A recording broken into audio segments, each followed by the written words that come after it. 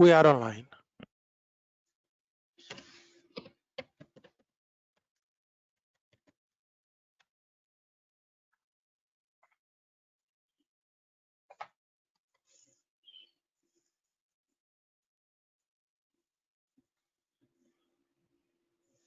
Okay.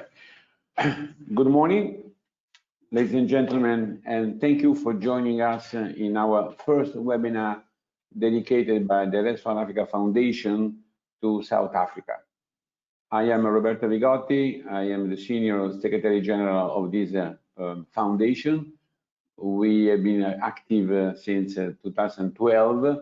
If you go in our website, by the way, our rule, we have no password. You can find everything there, books, training course. We are really very generous in terms of delivery. In fact, today, we are going to present you, and you will be able to download tomorrow morning, the paper we are commenting, A Just Energy Transition in South Africa, the study that RES4Africa has been carried out with ERM and XIR.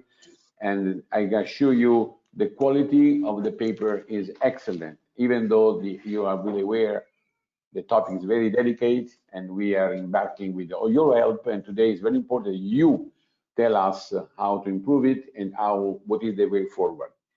South Africa, as we all know, is the most important African country in terms of energy. We usually refer to Africa in three slots: Northern Africa, more Mediterranean, Central Africa, and South Africa per se. And the condition for energy and the problem for energy and the solution for energy are similar, but sometimes are very different. In South Africa, where today we were supposed to come to you in March, just a few days after the lockdown, and we hope to come to you next year. In South Africa, we have defined a very important program that maybe later Antonio, who is our South African, and Mariana, South African ambassador, will detail. But we try to start today with the most burning issue, the transition and the risking and the skilling of the people working in the coal industry. Because even though South Africa decided to go to the just energy transition, it is, we understand it's an immense effort to make this available. We have in this book, we have not only a report on what's going on and what can be done in your country, but as usually, we do a benchmark with the best practice worldwide. We don't come from Europe to tell you what to do. We tell you what we have done elsewhere. We have done in South America, North America, and Asia. So I think the solutions are to be shared, are global, but then each country has to decide for his own goods what's the best. As I said, it's our first webinar. We are very happy that so many people registered. And the most important for me is so many people will download the report. But today, the most exciting part, and I tell you, I have heard so many webinars. I'm sick of this webinar, but today I have challenged our webinar will be more sexy and more interesting for all of us than many others. I tell you, even yesterday, the commissioner for energy, they look for private sector investment, and blah, blah, blah, and nothing happens. So we are here to make things happen. I have the privilege to share and give the floor now to our anchor person, animator, but most important, I found out a few minutes ago, is my colleague, electrical engineer, a very rare, a very important, paramount specialty in the world, electrical engineering. But Chris, like me, retired and then to have fun doing something different. Managing Director of E-Intelligence, E-Publisher. So you are the best person to support us in this first part, and hopefully, Chris, in the future events. So Chris, the floor is yours, and thank you for you to participate. Looking forward to a great result today. Thank you. Yeah, thank you very much, Roberto, the Secretary General of RES4Africa Foundation, for those words of introduction. And just to set the scene, I kind of think that this is all about jobs, jobs, and jobs. And we know that this is very high on the agenda of the Minister of Mineral Resources and Energy. It's high on the agenda of the coal mining industry, of the trade unions. It's high on the agenda of business, and it's all about jobs. And how do we transition from a high carbon economy. You know, something like 80% of South Africa's electricity is generated from coal, to a sustainable future based on clean energy solutions. We know that this thing is happening. It is going to happen. It cannot be stopped. It is a wave. The question, of course, on everybody's minds is, will this be a just transition? The transition goes without saying. What we've got to ensure is that it is a just transition, that we do not leave people behind that will become scars and wounds in the side of South Africa, in the social, economic, and political fabric of South Africa for many decades, unless we manage this thing. Fortunately, I can say that we have some time, but not that much time. We have to get started, and as Roberto has said, it's time to stop talking, it's time to stop arguing, it's time to stop fighting, and it's time to start delivering. That's really what is, I think, on everybody's mind. But fortunately, the transition is not going to take place in a day or a week or a month or a year, but maybe a decade or even more. So we have time to plan and put in place the right programs, the reskilling programs. And what's so exciting for me today is to see this report that had been prepared by the RES4Africa Foundation together with the CSIR and other partners, which is talking about this transition and particularly about jobs. And you know, it's argued all the time by the opponents of transition, you know, that renewable energy doesn't create jobs. That is a narrative that is being put out in South Africa, which we know is untrue. But we've got to take this step by step and prove to people that it does create jobs. And I think the report by RES4Africa is going to put some hard science behind this matter, so that we can see really the realities of the job. We know that renewable future is more job intensive than the existing coal mining situation. But that's not the message that is put out by the coal mining industry, and we've got to prove by science and by experience in other parts of the world that the future is jobs. But of course, there's the question of the old jobs and the new jobs. There will be more new jobs than the old jobs. But how do we manage the situation so that the old jobs do not become this wound in South Africa? So it's really great to be moderating the seminar. My name is Chris Yelland. I'm the Managing Director at EE Business Intelligence. And I think we should stop talking now and get on with the business of this webinar. And I would like to invite our first presenter to make his presentation. His name is Mac Makwarela. Mac Tavish is his full name, but I've been told that I should call him Mac, as everybody else does. Sorry, I'm just trying to get your, yeah, there it is. Yeah. Under the Climate Change Mitigation Program and related action, Mac also oversees the development of the National Employment Vulnerability Assessment and the Sector Jobs Resilience Plans as a contribution to the just transition. So it's really important that Mac should be here today. He's from the Department of Environment, Forestry and Fisheries in South Africa, and we're pleased to have him here to give his presentation. Over to you, Mac.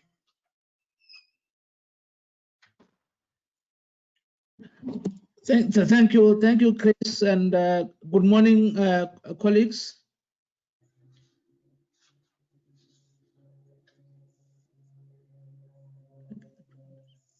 Yes. Thank you. We can see your presentation. Thank you. Okay. I've been asked to talk about the measures that we are doing as government of South Africa in as far as decarbonization is concerned. And in addition to that, looking at the implications that will come with this transition to territories, and how can we build job resilience in those territories to ensure that the transition to low carbon economy is done in a just manner. This webinar is coming at a right time for us. We are 2 weeks now where our government, through its cabinet, has approved 4 very important submissions that will have implications on how we transit to low carbon economy. I'm talking about the approval of the low emission development strategy that we have just developed, the national adaptation strategy that we developed. We also have the waste management strategy, which has mainstreamed the low emission development agenda in itself. Finally, the Cabinet has also approved the establishment of the Presidential Commission to coordinate and oversee a just transition, and now we'll be working towards establishing that in the next year, hopefully. In 2011 already, South Africa has published the climate change policy, which sits on the vision that talks about low transition or low carbon transition and climate resilient society. And this has 2 objectives. One objective was to, acknowledge that we are living in a world that has climate change, and what we need to do is to build environmental resilience and emergency response capacity. And that's why we talk about adaptation. On the other side, we are saying we want to make a fair contribution towards the stabilization of greenhouse gases concentration into the atmosphere. Already in 2009, we had committed to the world to say we'll have our emissions peaking and then leveling from 2025 to 2035 for 10 years before the emissions could go down in absolute terms beyond 2036. And this is the commitment that we took over to the Paris Agreement in 2015. The difference that came with Paris Agreement was that our national determined contributions also had the adaptation element, and we have targets for adaptation. So we're not just talking only about the greenhouse gas emissions. And we are saying that for us to be able to realize that which we want to achieve in terms of emission reductions, we have put down what we call the low emission development strategy. It's unfortunate that I don't know what's happening with the technology because I can't move the slides now, but I can talk to my presentation from the top of my head. The low emission development strategy that we have just passed through cabinet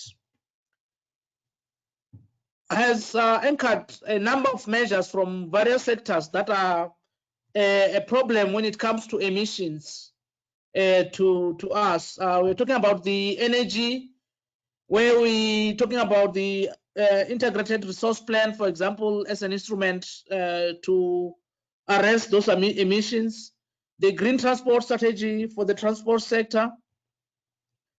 We also have cross-sectoral policies like carbon tax, carbon budgets, and many other policy measures. And our LES is responding to the National Development Plan, which is currently going through a review. You will know that our NDP looks at 2020 vision, but now we're talking about 2050. And the National Planning Commission is working on that to revise the vision and also construct the pathways in terms of how we get there. One important progress that we are making also is the development of our climate change bill. we shall be in place very soon to assist us as we implement our low emission development transition. Just to give you a snapshot on what is coming out on the LEDs, I will focus on the implementation plan for the LEDs. We have 3 phases. The first phase being starting right now.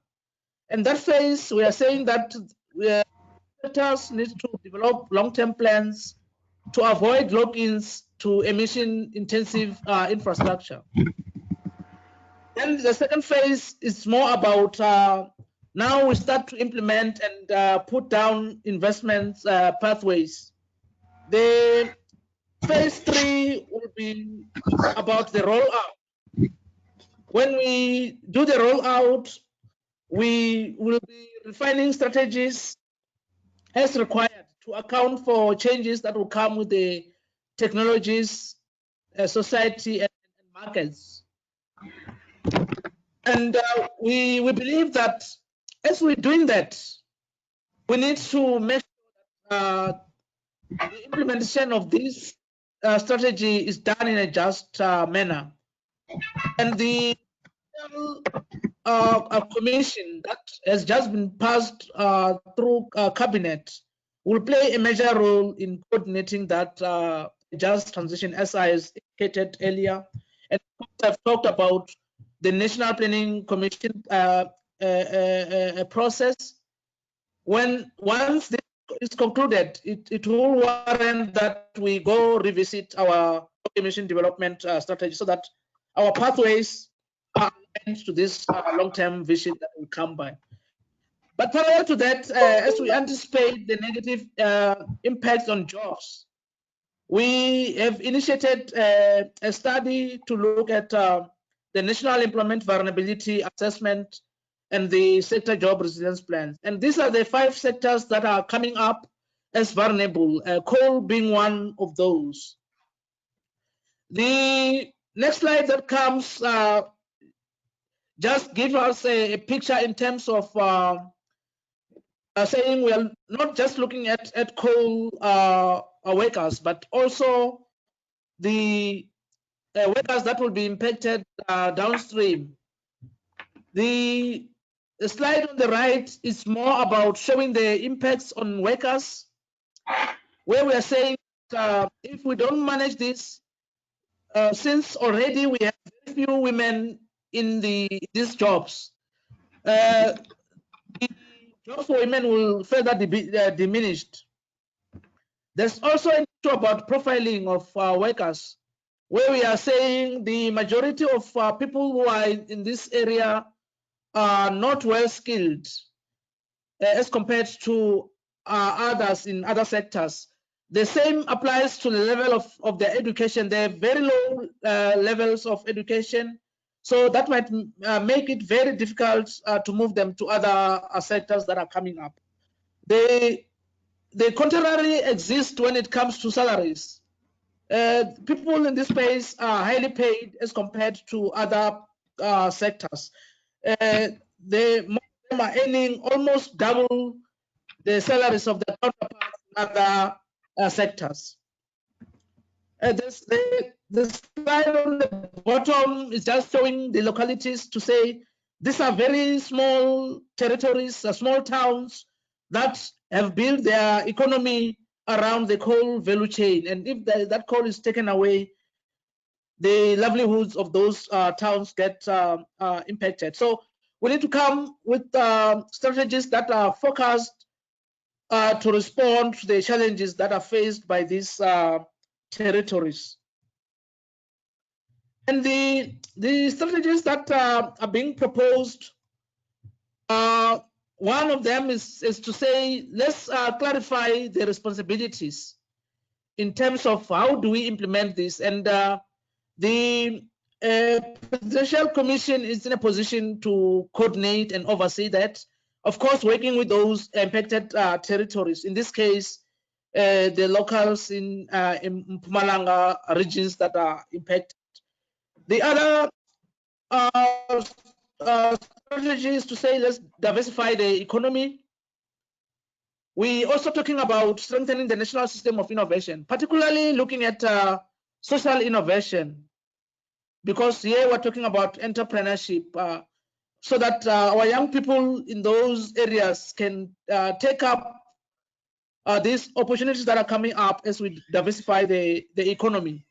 The other issue is around skills and training. And then, of course, there are issues that will have to be dealt with between the employers and employee, and issues around social protection. So from what we are seeing, there are a number of opportunities that are coming up that I just want quickly to go through them to just give people a flavor of things that are coming up from there. We are talking about opportunities that might come as we rehabilitate the mining, the mines that are going to be closed as a result of this transition. Also, the opportunity to repurpose the land for agriculture, and this will need to tie in with the research and innovation to fast track the productivity of the land that will have been rehabilitated. And there's also an issue around using this area as hubs for wind and solar projects. I'm sure the CSR will talk about this as they talk about their study. Emalahleni is one of the local municipalities that is impacted, has potential to host the wind and solar projects. And the proposal here is to say, why can't we also look at these other three impacted local municipalities to see if they have potential to generate electricity from renewables. Mac, can I ask you to kindly wrap up as soon as possible? Time is limited. Yes, I'm about to. Just give me 1 or 2 minutes, I'll be done. Yeah. And the other option is to look at this as a hub for manufacturing equipments for this renewable, because these are not very far from Emalahleni, for example. There's also an opportunity to beneficiate waste that will come as these mines are closed. Of course, there are many other opportunities. In the interest of time, I think I'll just go straight to the end to say, of course, it is possible to decarbonize and transition to low carbon economy, but there will be a need for resource in terms of means of implementation that will be needed to support that transition. And we're coming forward to say we'll need support as we implement our low emission development strategy, and also as we put down bankable projects to implement just transition, and particularly trying to test the ideas that are coming up from this sector job resilience plan, so that we can demonstrate that it is possible to transit and also save the livelihoods and jobs. Thanks you for listening. I can go on for the longest time on this topic, and this is just a snapshot, and I'm willing to take these discussions forward outside these platforms. I thank you. Thank you very much, Mac, for those words. We know that the Department of Environment, Forestry and Fisheries and the Minister is playing a leading role in the climate change agenda for South Africa. And this, of course, is one of the major drivers towards the just transition and, of course, the just energy transition. So thank you for those words and for making yourself available to continue this discussion offline for those who want to understand better the South African government policy in respect of climate change and the energy transition and the just transition more broadly. Ladies and gentlemen, I'm now going to move on to my next presenter. And before I do, though, just to remind all presenters to please, can I ask you to keep strictly to timekeeping? We have a very tight program. We're already overrunning it. So please forgive me if I have to cut you short.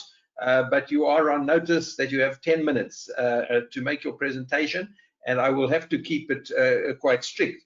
May I introduce our next presenter, Lamberto Daipra. I hope I got that right. He's currently the head of Africa, Asia, and Oceania area at Enel Green Power.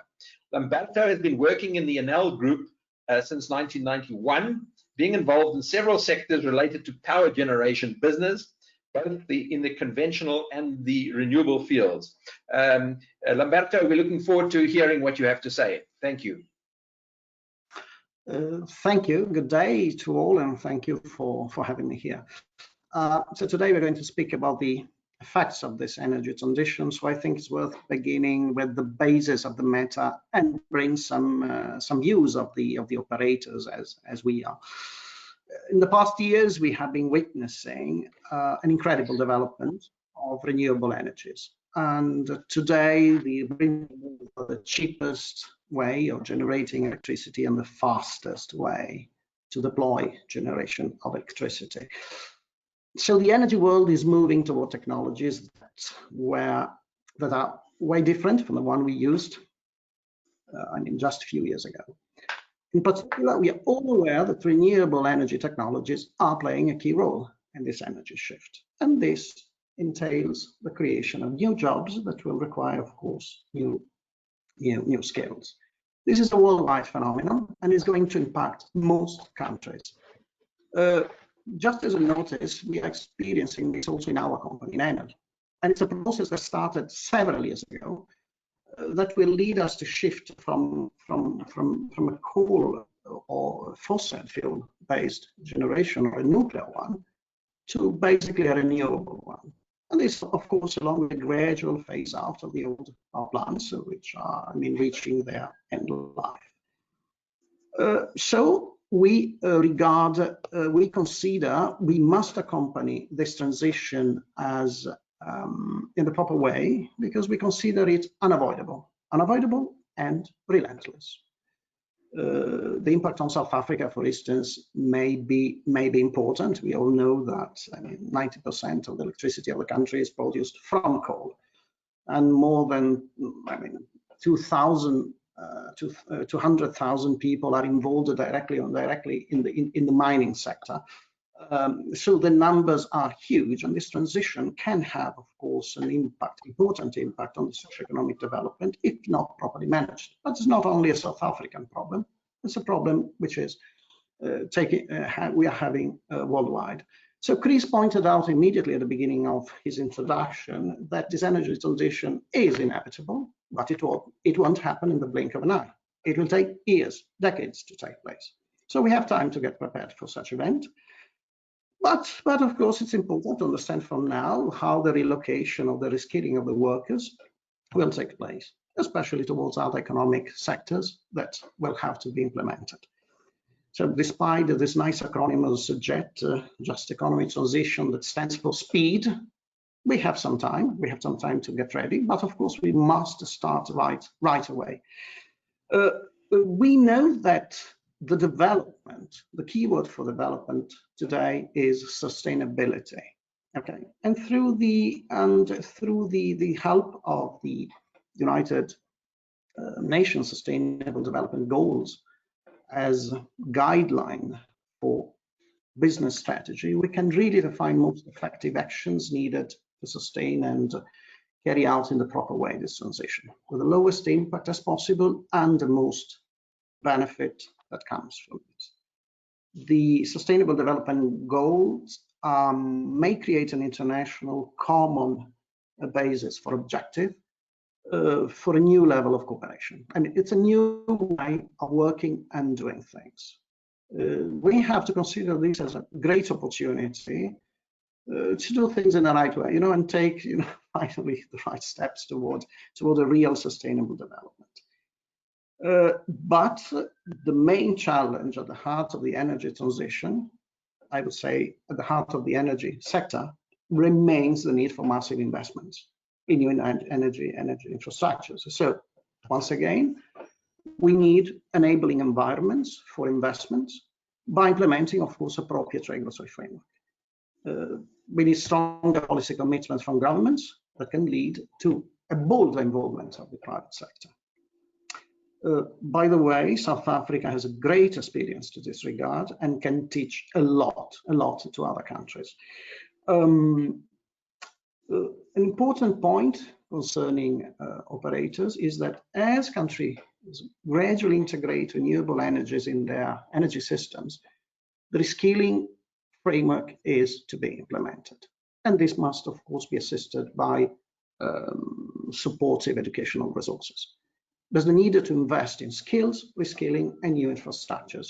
So we have to take care of the affected workforce, but also about the creation of alternative industry to diversify the economy. As operators, we are fully aware of the importance of having appropriate program to reskill people for the design, the construction, the operation of the renewable energy plants.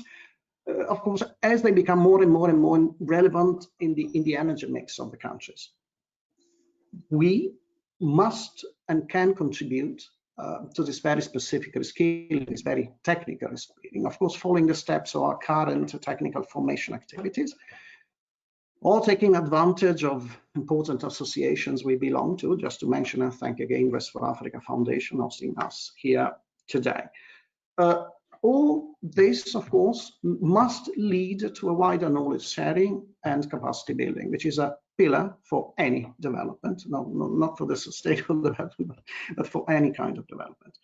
Needless to say, the distinguished speaker before me pointed it out, is not something that anyone can do alone. I mean, we need, of course, an important dialogue between governments and municipalities, enterprises, laborers, and of course, the proper help of international institutions, since this is an international matter. It's a matter which affects the world. So the only important thing is not to remain stubbornly entrenched ourselves in the defense of existing technologies or industries that will inevitably fail on the long term. But work all together towards a just energy transition that can ensure the access of affordable, reliable, and sustainable energy for all, and that for sure will contribute to the long-term regional prosperity. Thank you. Thank you for your attention.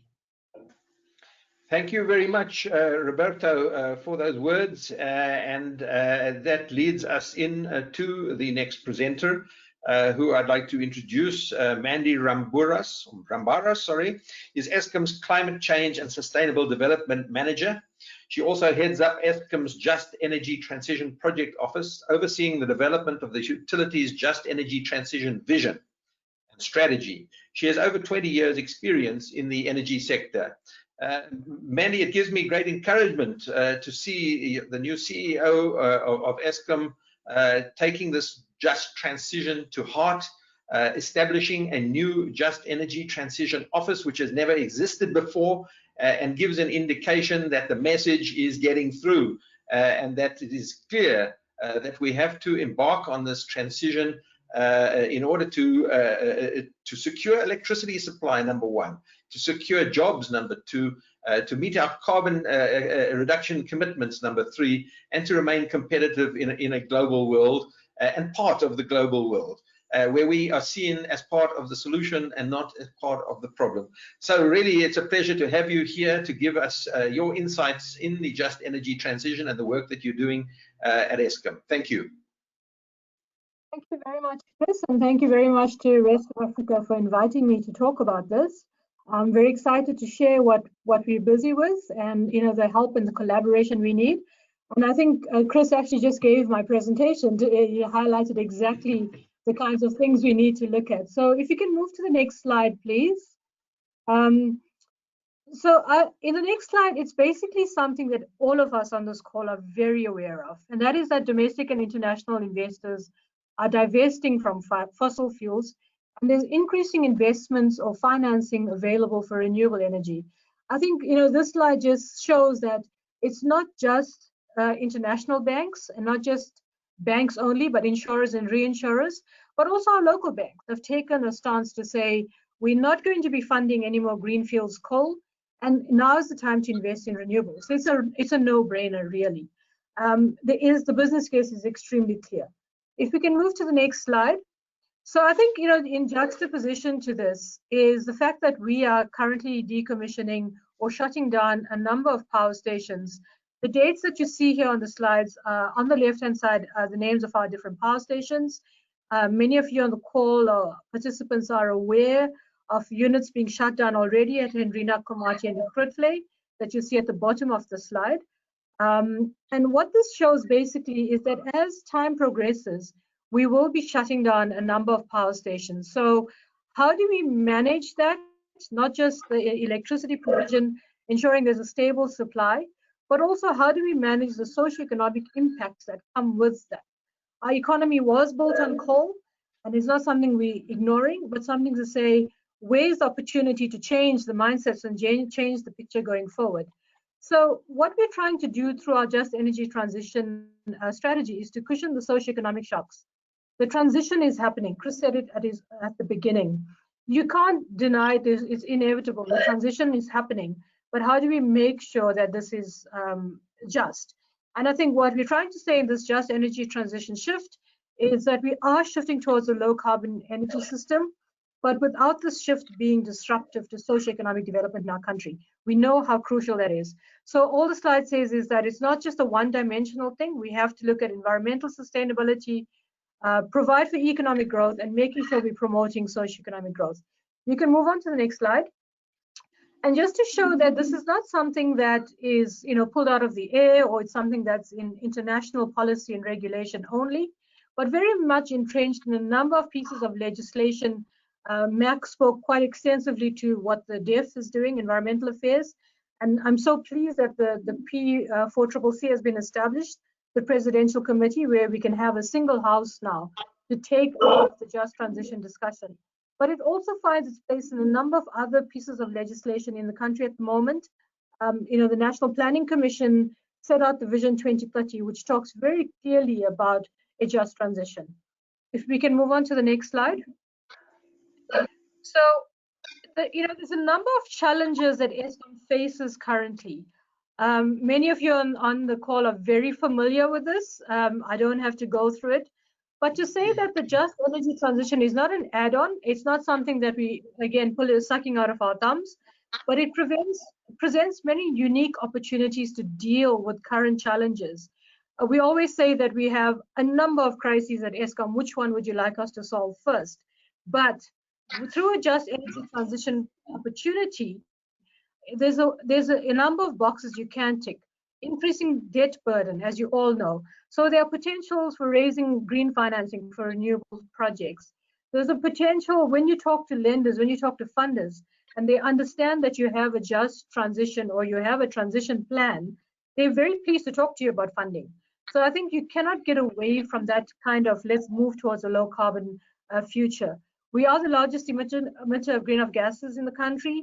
And through looking at this Just Transition project, we're looking at how do you substantially reduce emissions. We have a very high unemployment rate in the country, and Max spoke to this quite extensively.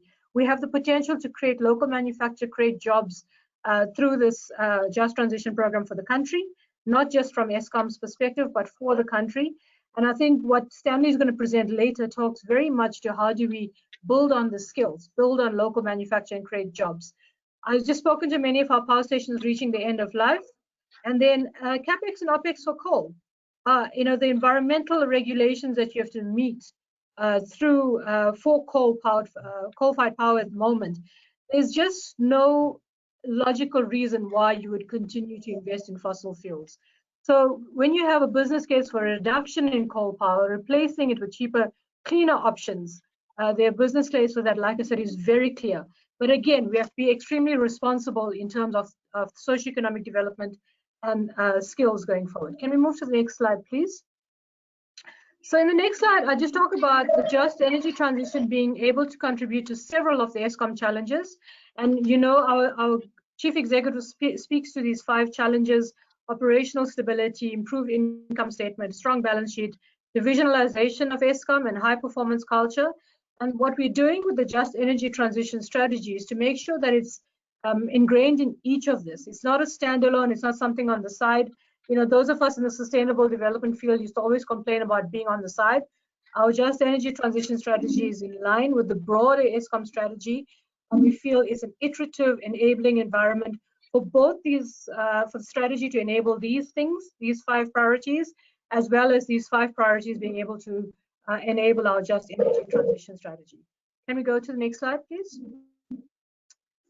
So I spoke about the fact that we are shutting down plants, and what we're doing, we went out to the market, we asked for ideas from the market on how we could repurpose. You know, we have our own ideas. We've done pre-feasibility and feasibility studies on doing PV with battery storage, wind, a lot of renewable energy options. But we also wanted to go out to the market to say what other ideas are there for repurposing our plants. So there's a number of ideas we've received. We're doing the technical evaluations at the moment and looking at how can we, you know, not just shut down the power plant, lock it and throw away the keys, so to speak, but how do we make sure the third column on there is extremely important. How do we make sure that we protect the implicit social compact we have with the communities around our power stations? So we are developing very comprehensive social impact studies for these plants, and we would do them per power station because the communities are so different. And one of the things I wanted to add that's not on my slide is on how we develop, we're looking at skills, we're looking at reskilling. But I think one of the biggest things we need to do, all of us collectively working on the just transition, is changing mindsets. How do we change mindsets around local manufacture? How do you change mindsets around being able to be multi-skilled in various areas to meet the new changing future? So that's a number of things we're looking at in these strategies going forward. Can we go to the next slide, please? And so what we think is that, you know, we intend on playing a leading role in achieving the JET strategy. We know we can't work in isolation. A just transition is not a sector thing. It's not something you can do in the energy sector alone. It's not something you can do in the chemical sector alone or various other sectors in the country, but something that we need to work on collaboratively. I think that's an extremely underlying enabler for all of the just transition. And there's so many reasons why we can do this. Our exceptional resources, you know, some of the solar radiation available at where our power stations are being shut down in Mpumalanga is better than what they have in Germany. You know, so do we only build solar in the Northern Cape? Do we look at how we repurpose and look at the exceptional resources we have in the country? We have a fast growing renewable sector. It's not fast enough, but how do we make sure that we involve DFIs, private banks, and the commercial sector in growing that?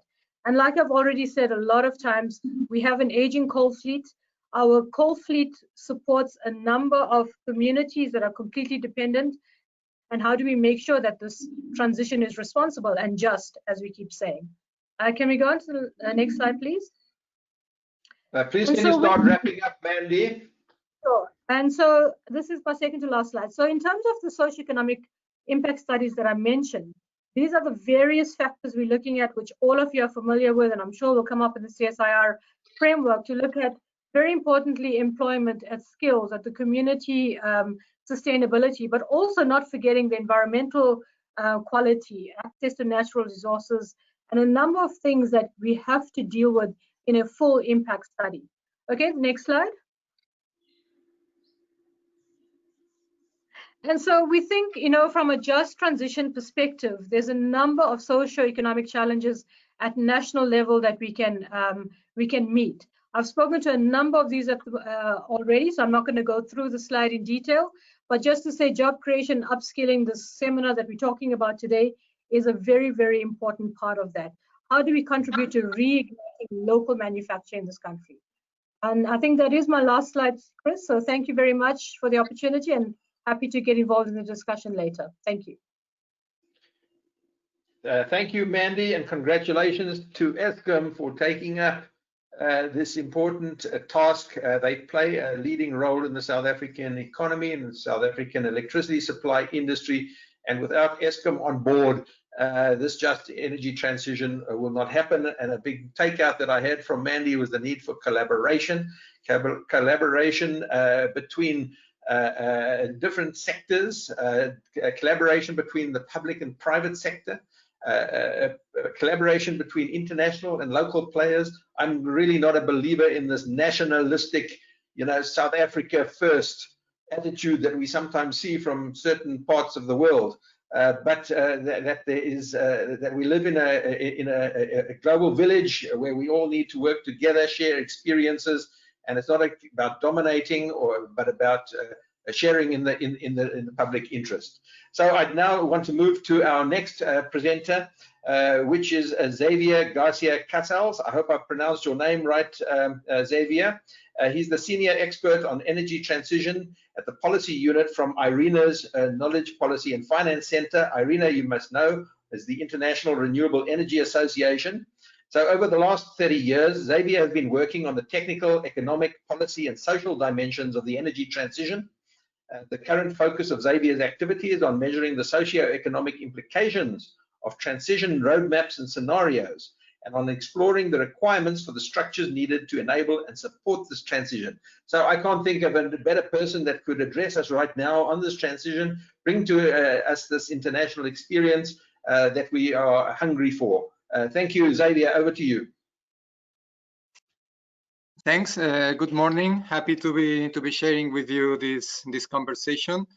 I'm going to talk a bit about employment and socioeconomic footprint of the energy transition, trying to provide some global and North African insights.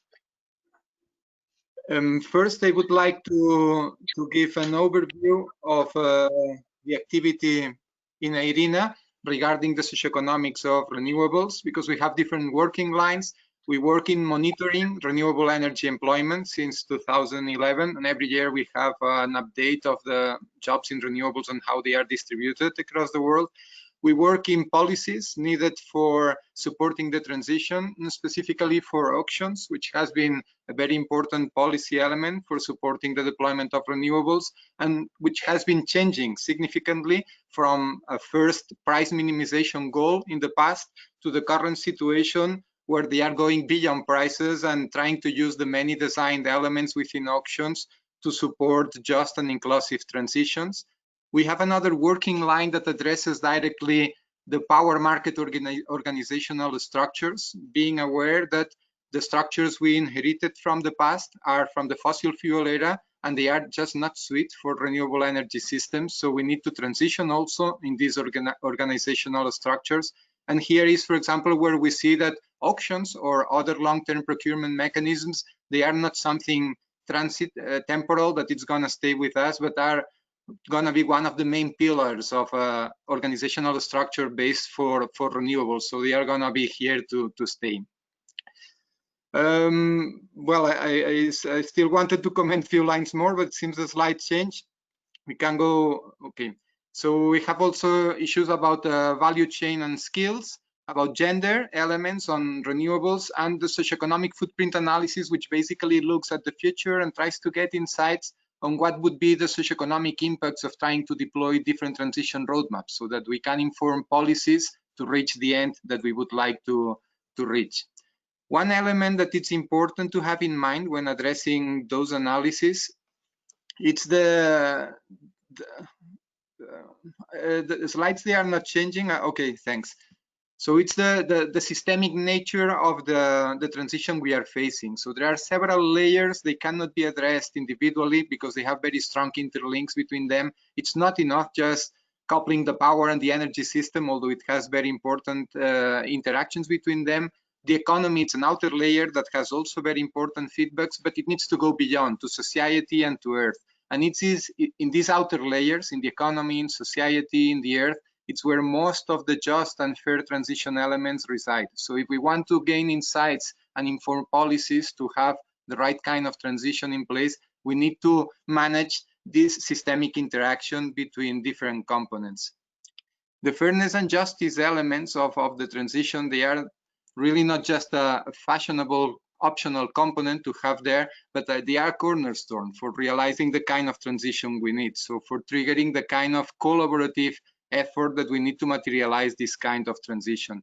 We won't be able to addressing these global challenges we are trying to face with the transition without having all on board. They are different dimensions, justice and fairness. They make reference to different elements, but both of them need to be fully incorporated into the transition analysis, and we need to get insights into it.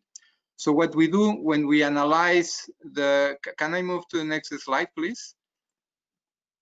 when we analyze the transition, what we try to do, the methodology we put together is we take a transition roadmap and a socioeconomic system outlook, and we try to capture all the interaction between both of them. For this, we use an integrated system model that can provide insights on the result of implementing these roadmaps. Take into account that energy transition roadmaps by themselves, they don't have any policy or social relevance because they exist only on paper. So it's the effects of implementing these transitions roadmaps what can have important relevance on the social and the policy sphere. So we need to gain insights on the effects after capturing these interactions between different elements and to, I mean, the slides, they are moving on its own, okay, thank you. So we need to have a kind of insight on the results of putting together these interactions. And what we try to do is what we call the socioeconomic footprint, which measures in different indicators, GDP, employment, but also welfare, what are the impacts of having this transition. Next slide, please. So for the socioeconomic footprint, we need to focus on one specific transition roadmap, and here the results I'm going to be presenting, they are for the IRENA's transition roadmap, where we have two scenarios, the plant energy scenarios in red and the transition energy scenario in green. So we see here at global and South African level, the mitigation they imply in terms of 2050 emission reductions and in terms of the cumulative emission reductions, which are the ones relevant for climate. We see here that in 2050, both at global and South Africa level, we reduce about 70% emissions, but in cumulative terms, just 35%. Next slide, please. Giving a bit more of context of these transition roadmaps, for South Africa, we see an increase of population, an important increase in GDP, also an important increase in material consumption, and at the bottom you can see the resulting cumulative emissions in per capita terms, which can be compared globally and in South Africa, which are almost twice the ones that we have globally, and compared again with the intergenerational and interregional fair carbon budgets, which are a kind of appropriate measuring stick to see what kind of transition we are putting together. Next slide, please. One of the main elements of the socioeconomic footprint is the welfare. How does this transition impact on welfare? In IRENA, we are using a welfare indicator with 3 dimensions, social, environmental, and economic, and 2 indicators of or subindexes by dimension. And what you see below in the result is that when comparing the plant energy transition with the transition, we see a very important improvement in welfare both globally and in South Africa. In South Africa, by 2050, we see about a 16% increase in welfare by transitioning, comparing to following the plant energy roadmap. And as you can see in the graph, this increase in welfare is mainly driven by 2 components. The health component, which is associated to the reduction of local pollution, and the greenhouse emissions associated to climate change. Next slide, please. We can have also information about how does the transition impact on the economy. Here you see the impact on GDP, although GDP does not describe at all the whole of the economy. Many things are outside of GDP scope, but it provides an important feedback on how the transition is impacting the economy. We see again here the comparison between the transition scenario and the plant scenario. We see that for both globally and for South Africa, we experience an increase of GDP by transitioning compared with the plant energy scenario. We have information also about what drives these increases between trade, investment, indirect and induced effects, and in cumulative terms and per capita, so that we can compare global and South African, we see in the graph on the right that the impact is about above $500 per person and year of increase in GDP by following the transition roadmap. Now, again, as I was saying before, GDP is not a complete indicator of what's happening in the economy, and holistic policy planning needs to take into account those parts of GDP that are contributing to welfare and stimulating economic activity in this side, and taking into account which ones could be damaging welfare. If we can move to next slide, please.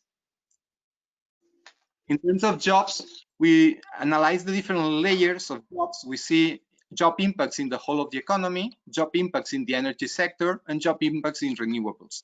From this, we can extract information about occupational requirements for the transition, and also about potential misalignments, which can happen in different dimensions. They can happen between sectors, They can be temporal because some jobs are created at some point in time while other ones are lost at other points in time.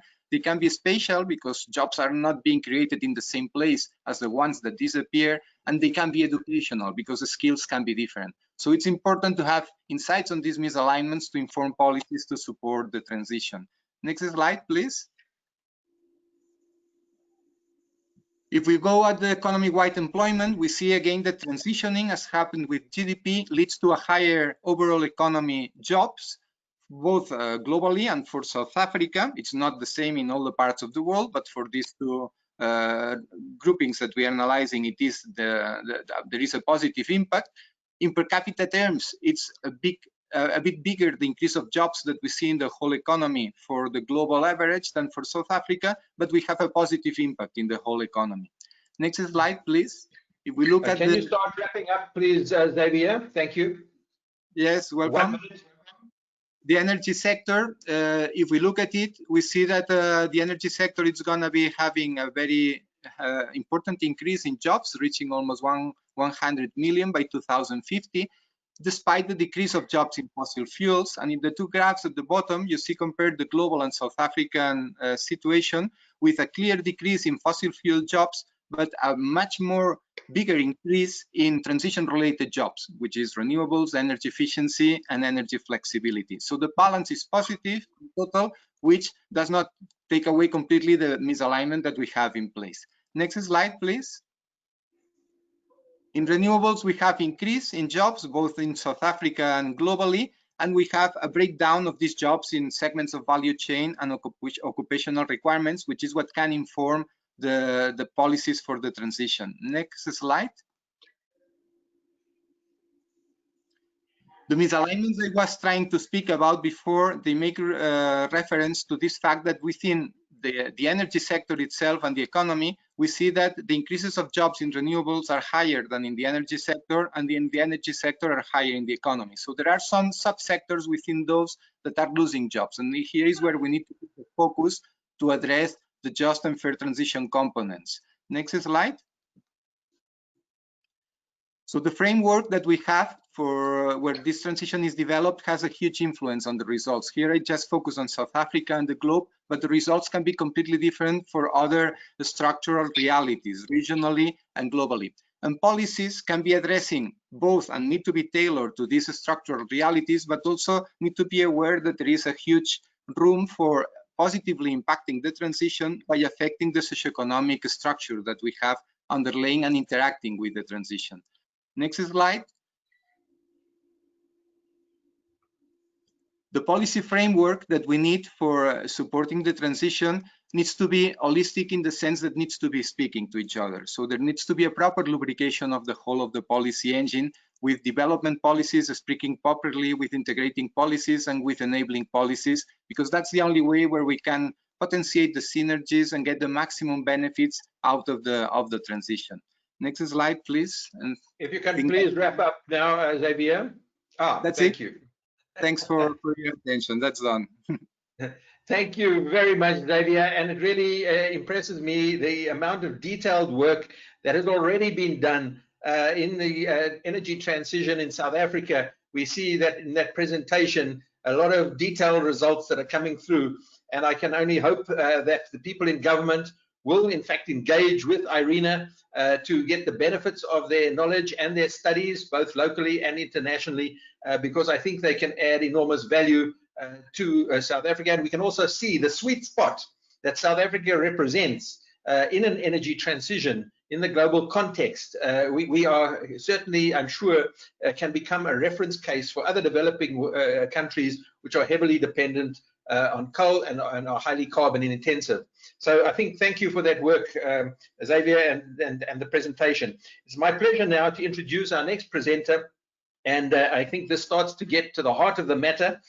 Stanley Semalani is a CSIR researcher in the energy industry domain, where he's responsible for the South African energy manufacturing capabilities research in the broader energy value chain. So this involves analyzing various socio-economic impacts in the energy transition and identifying opportunities for innovative industrialization. technology development, and modeling of a just energy transition diversification pathway. So it's great to see you again, Stanley, after our previous meeting, and look forward to hearing your most valuable presentation. Over to you. Thank you. Morning, everyone. I hope I'm audible enough. You can just go to the next slide, and because I think it closed, you can open all of it. Just there's about 5 things. For the sake of, yeah, because I had 10 minutes, so I'm gonna try to be brief, but I am going to talk a lot just to give around the South African perspective. So let me start by saying we had these 4 objectives of the study, just to assess if there's net gains. So building from the IRP, the Integrated Resource Plan, which really tells us how our power is going to look like between now and 2030.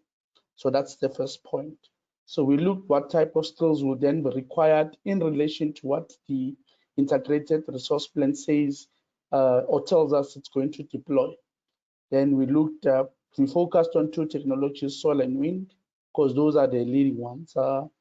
Then we looked at, is it possible for the coal sector workers to transition or to relocate rather to where renewable opportunities might be throughout the South African provinces.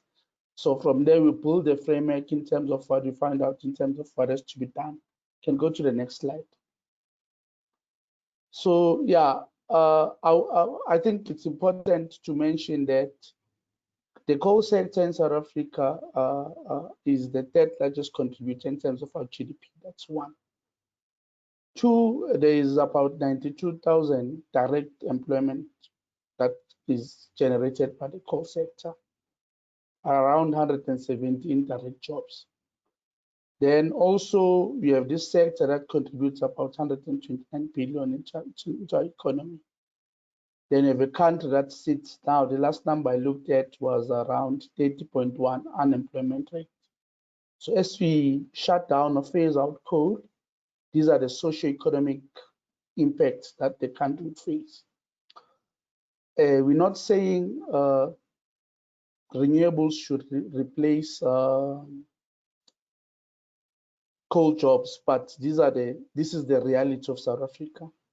One of the challenges that we have is that most of the components, particularly renewable energy components, are not manufactured in South Africa, and we do not have capacity to manufacture. And you cannot just increase local content requirements because you need to build, and local procurement is really dependent on certainty to procure renewables.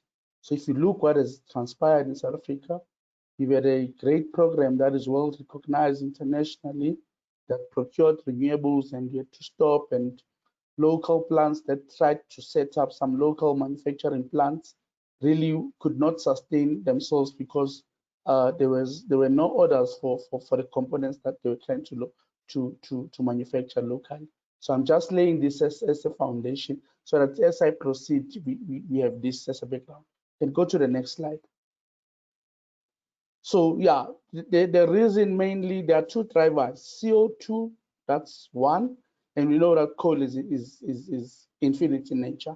So at some point, yes, we have a great resource that is coal, but we can see that the coal demand is declining. So basically, we export a large amount of tonnages of coal to India, and India has put up a policy that says they're not going to import more coal. So we'd see that even the demand for the coal exports for South Africa is going to decline.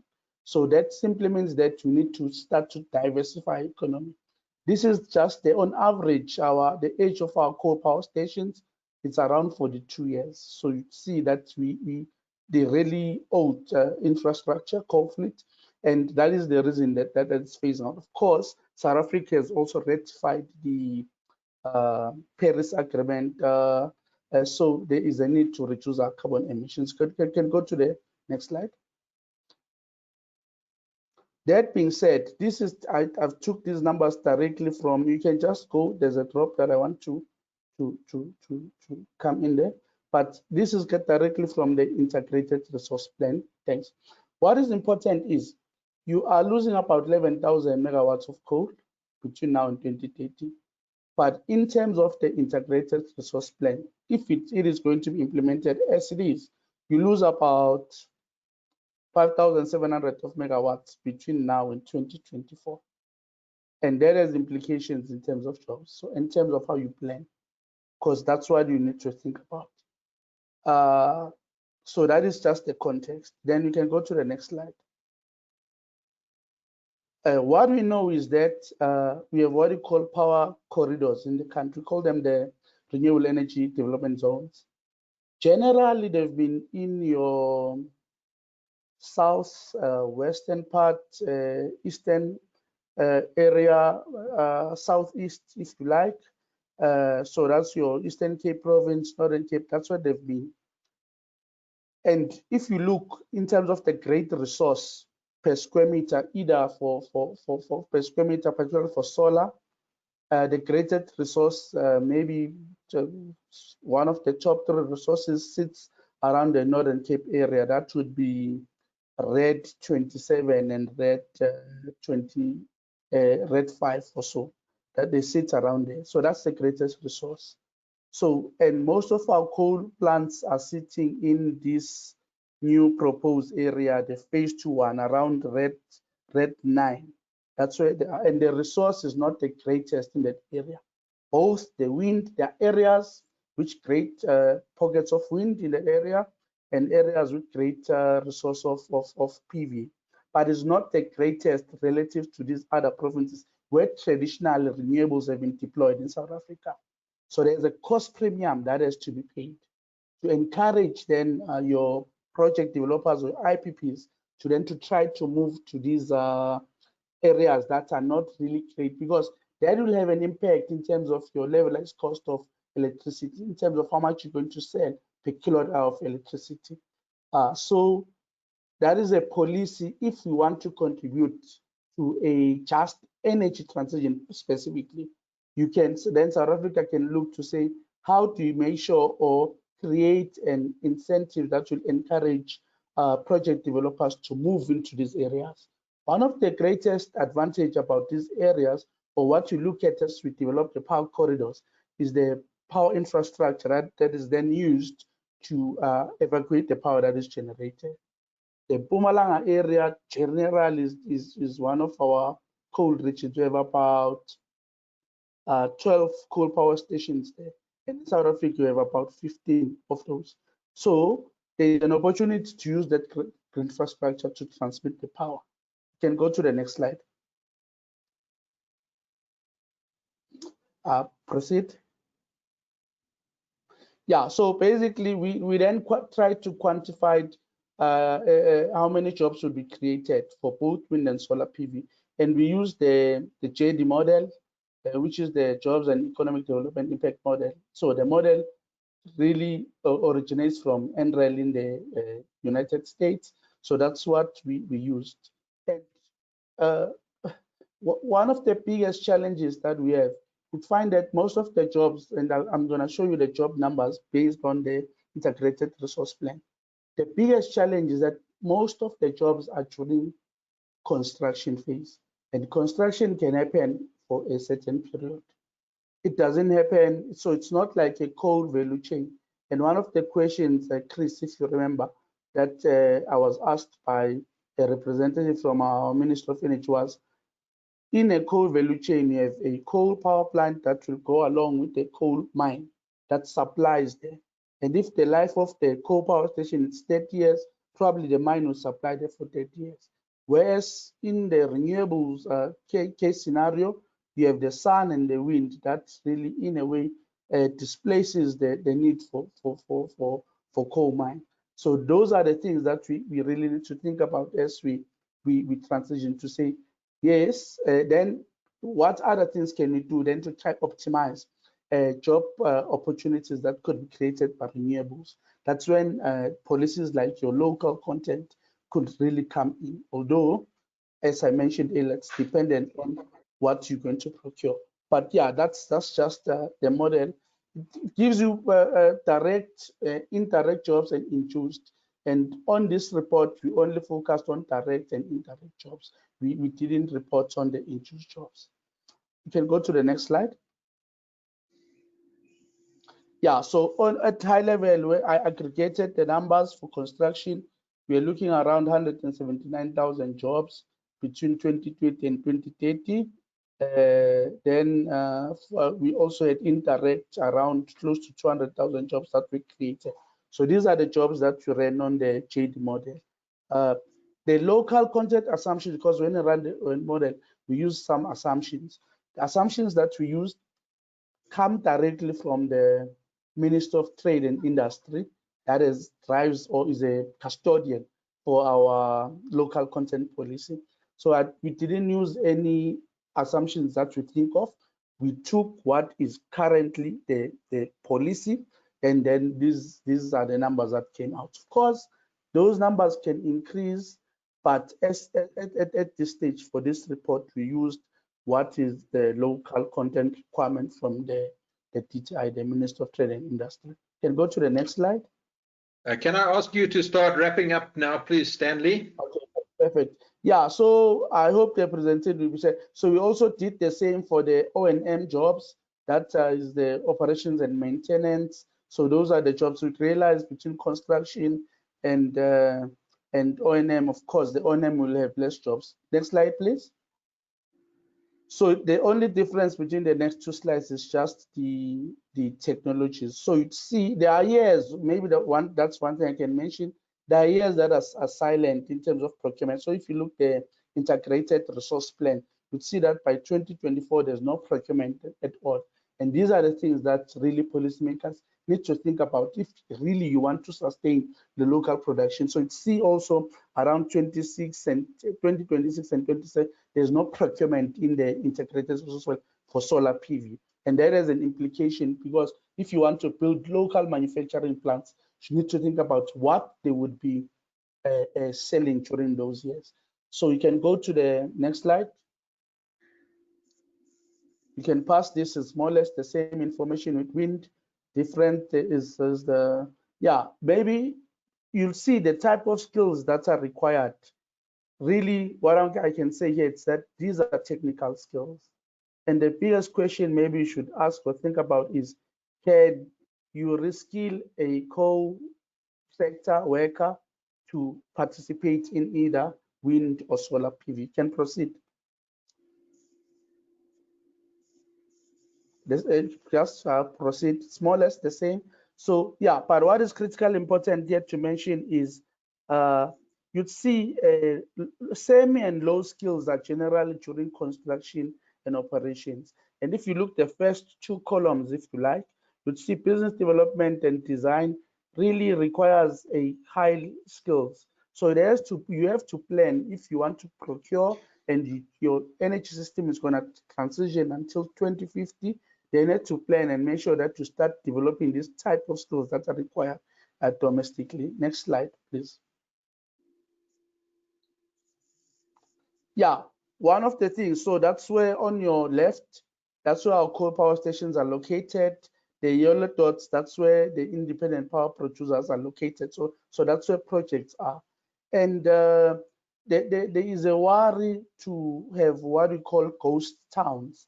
Because if everybody were to transit or relocate to where the opportunities are, then you're likely to have ghost towns there. So there's a need to make sure that at least you try to retain that infrastructure. Then it's a policy and that cost premium that is to enable to make sure that these towns really remain sustainable. You can go to the next slide. Yeah, maybe key things to take away. Policy certainty is critically important. There has to be instruments. I've already spoken to this. I think what I can say is the reskilling plan has to be really realistic.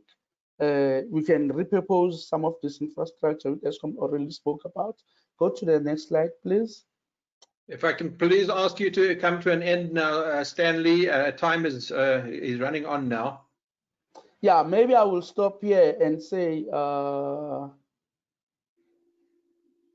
I would rather speak to the next slide, which is the next slide. Let me skip this slide, which is the framework that we put forward, Christian. So maybe the key takeaways, what I would say is, in South Africa, we have labor unions. I think they're important stakeholders to bring on board as we transition. There's a need for social protection for those coal workers. We need to invest in infrastructure. I think training institutions are a key stakeholder in this regard, and we need to understand who's going to fund this. So we need to establish a just energy transition skilling needs, and we need to be clear to say who should fund it or who should collaborate. I think I'm going to end there. Yeah, thank you. Thank you very much indeed, Stanley. Ladies and gentlemen, I know Stanley overran his time a little bit, but I was very reluctant to interrupt him because his presentation gets to the very heart of this webinar and of the subject under discussion. I gave a little bit of indulgence, Stanley, because of the key role of your message today was so important. And I think it really speaks for itself. And I think we are all going to be avidly downloading and reading this study as a most critical and important work to be done, that has been done by RES4Africa in association with the CSIR and in partnership with ERM, which we're going to hear about next. So may I introduce our next speaker, Annie Snyman, who's an ERM partner based in Johannesburg. As I understand ERM, it's the Environmental Resources Management Company. It's based in Johannesburg, serves as a corporate sustainability and climate change lead in the Africa Business Unit. Annie's specialties include strategy development and implementation, sustainability, low carbon economy transition, and development finance. She has more than 30 years work experience and has completed various multiple disciplinary projects. So Annie, thank you and welcome, and we hope you will take the messages that Stanley presented further in your presentation. Thank you. Great, thank you everybody. Good morning to everybody, and thank you for the opportunity. I see, next slide please. I see I can't. Just in terms of the contents that we're going to cover today is basically the study summary, the problem statement, and a little bit of concept around the just transition as a term, the lessons learned from the case studies that we've undertaken, and then the application for the South African conditions. I'm very glad to hear, given all the previous speakers, that many of what you will see in this presentation is some of the lessons learned and recommendations that we're making as well in terms of moving forward. So in terms of the summary of the study, it was basically to cover best practices and lessons learned from just transition journeys of other countries. Taking cognizance, of course, of the unique socioeconomic and political realities of South Africa and seeking to apply these to the South African conditions. In terms of the next slide, I want to cover the problem statement. This is a very interesting slide. In terms of environmental threats, cannot be ignored. Okay, in terms of risk to humankind. So it takes it to the problem statement at a higher level in terms of we don't have a choice, we have to do this. And I think many of the other speakers also mentioned that. What is interesting with the World Economic Forum risk report that was released in February 2020, of the major risks, high likelihood, high impact risks, 5 of them were connected to climate and environmental aspects, such as failure of taking climate action, extreme weather conditions, loss of biodiversity, as you might have heard from Sir Attenborough as well recently, natural disasters, human-made environmental disasters. Those sit in the top 5 there. If you look at what is in the middle in terms of likelihood but high impact, that's where we find infectious diseases, and we know what happened with COVID, and we know what's still happening with COVID. So why I'm saying this in terms of context, we cannot ignore it, and we have to move quickly in terms of preventing that we actually know what's coming and working on that. And that's why this platform is so opportune and at the right time. However, coal internationally is still a major component of the electricity generation supply, which makes up 38% of that globally, and 40% of these carbon-related dioxide emissions. As we all know, and as Mac has also alluded to, we as South Africa is a signatory to the Paris Agreement, and part of that in terms of the stabilization of climate system, we have to transition away from coal. So it just puts it in context in terms of the previous speakers, why we're doing it. We don't have a choice. We have to move forward to also protect humankind and the planet. In terms of the next slide, we will look at just transition as a concept. If you can go to the next slide. What is interesting with this, and I think we all talk around just transition, but it's always important to go back to the definition and where it started. So it already started in the 1990s, where the unions got together and said, okay, what is happening where coal workers are being replaced by environmental policies? What can we do to actually protect that? And they started working over time to actually get to just transition where we are now. And in 2015, the UN actually agreed on the Sustainable Development Goals, many of these that we have here, specifically around Sustainable Development 1, 7, 8, and 13, which is eradication of poverty, clean and affordable energy, decent work, and climate action. Very important to make that part of the just transition journey, but also make it part of the SDGs to push that forward. And therefore, in terms of the Paris Agreement, the ILO made sure that that becomes part of the Paris Agreement, a very, very good basis of that.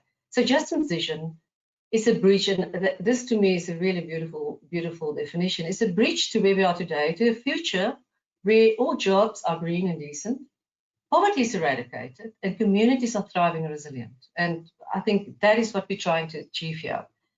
However, we know in South Africa it is a challenging environment, but not impossible in terms of what we've also seen from the lessons learned from other countries. If we can maybe go to the next country's slides.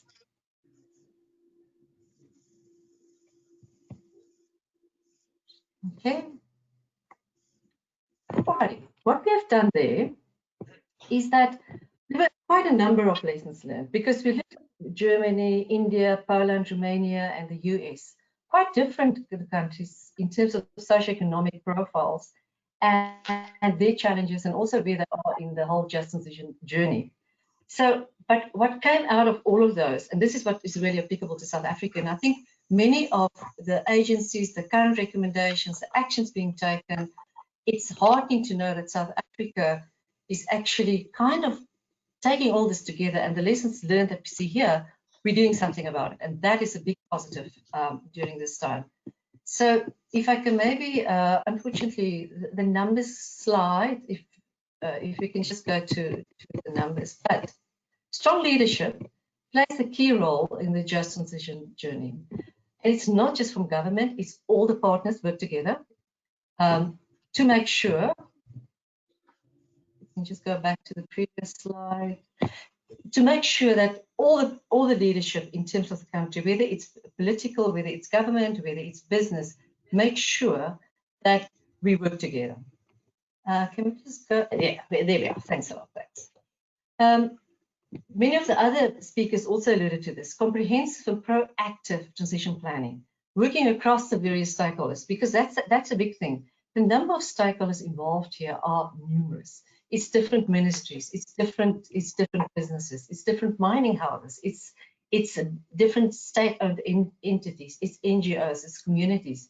Making sure that the transition planning going forward is actually well planned, all stakeholders are pulled together. What was also key in terms of the lessons learned is where countries were quite successful in terms of the just transition is that there was the integrated policy framework. Bringing the different policies from the different ministries, from the different entities together to make sure it addresses the journey going forward. A big thing, and lesson 5 and 6 go very closely together. Financial support is required from government. In many of the case studies that we looked at, financial support was either provided in terms of subsidies, reskilling, reintegration of economy, like regional development plans that were put forward. All of those types of initiatives, many of those were funded by governments. One of the countries has actually put aside a just transition fund that is about $45 billion, US dollars, available for just transition. So having said that, we're in a bit of a pickle in South Africa. Our economy is decreasing, given also what we have with COVID. How are we going to fund this? And that's where innovative and collaborative funding mechanisms and technical assistance is key to make this happen. Again, there are quite a number of examples in the studies that we looked at where it was a collaboration between business and the government to make sure that it's happened. For instance, in America, where they had the Power Plus initiative started by ex-President Obama, it was collaborative in terms of government and development agencies and other type of funds put money together to support this. Another key thing was the mine closure agency. What is interesting with this, what we saw in some of the areas, and it's places like Poland and Romania, where there were massive changes basically based on market, where mining agencies were put together, mining closure agencies were put together to make sure the transition is pulled together and different aspects are given attention. Also, sound implementation is very important. It sounds implementation, yeah, it's like, yeah, of course. However, it's quite an important statement in the fact that, and some of the other speakers also spoke to that, Stanley, you mentioned that as well, is that where the mining jobs are and where the Eskom power plants are not necessarily close to the RES. So how do you make sure that we align that and make sure that the transition in terms of jobs are fair and we actually accommodate the workers in those areas?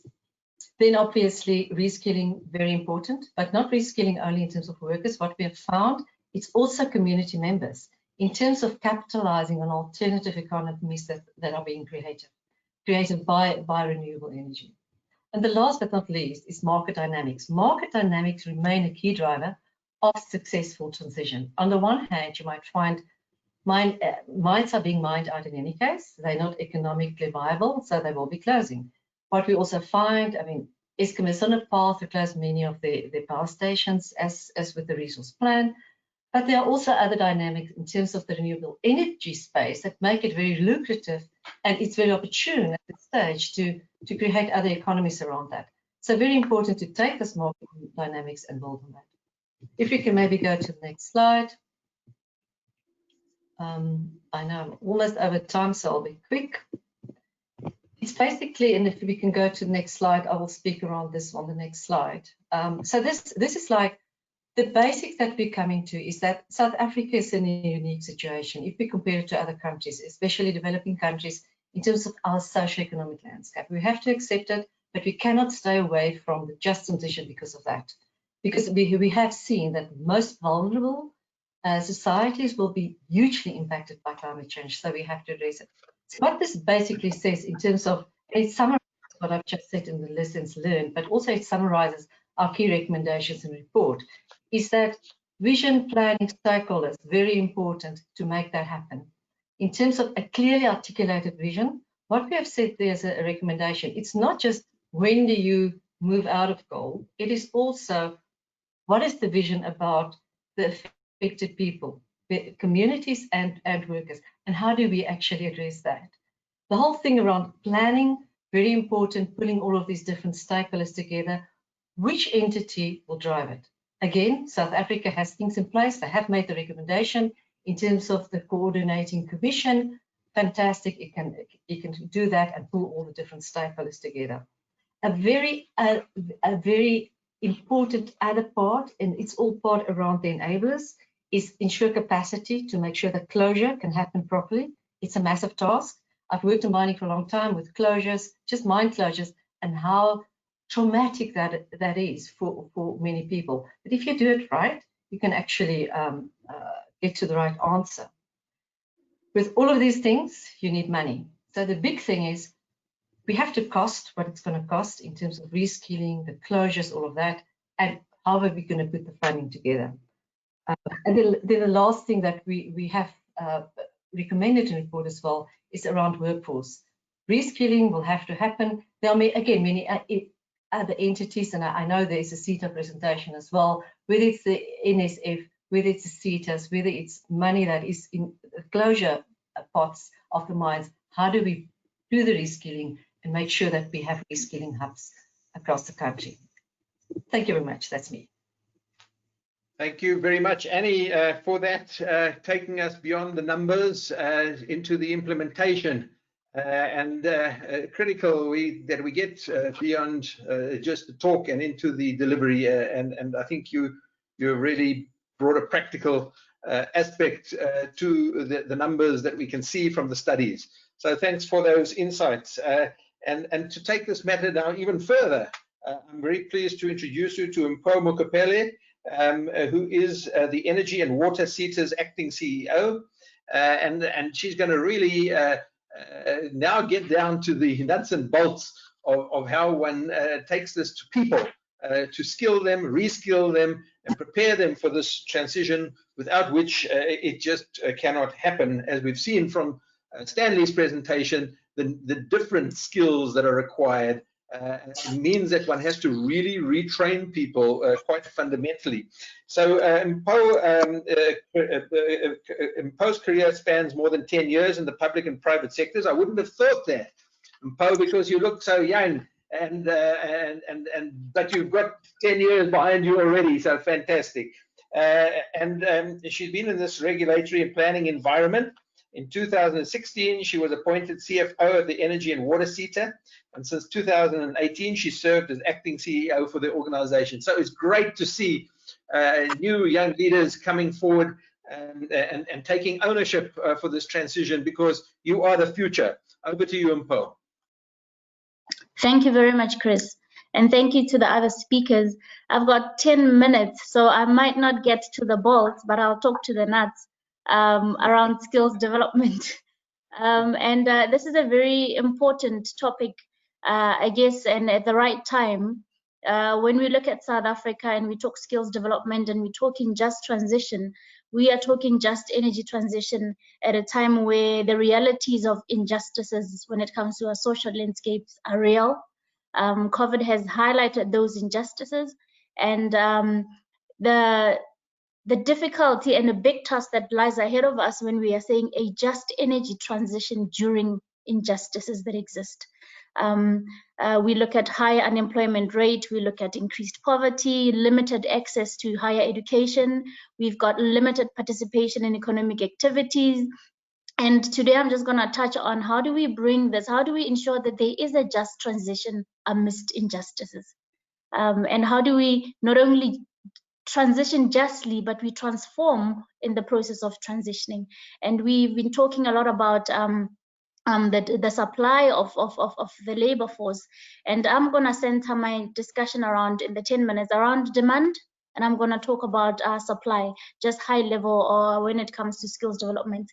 And in this next slide, I'm just highlighting to the individual, to the members, our mandate, which is to anticipate, to build and manage skills development and training needs for the energy and the water sector.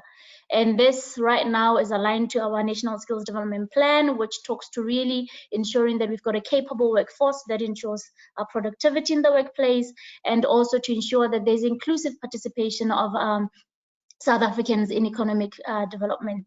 And that's our mandate. And I won't move to the next slide, but really, while I'm here, talked to the nuts, not the bolts, the nuts around skills demand.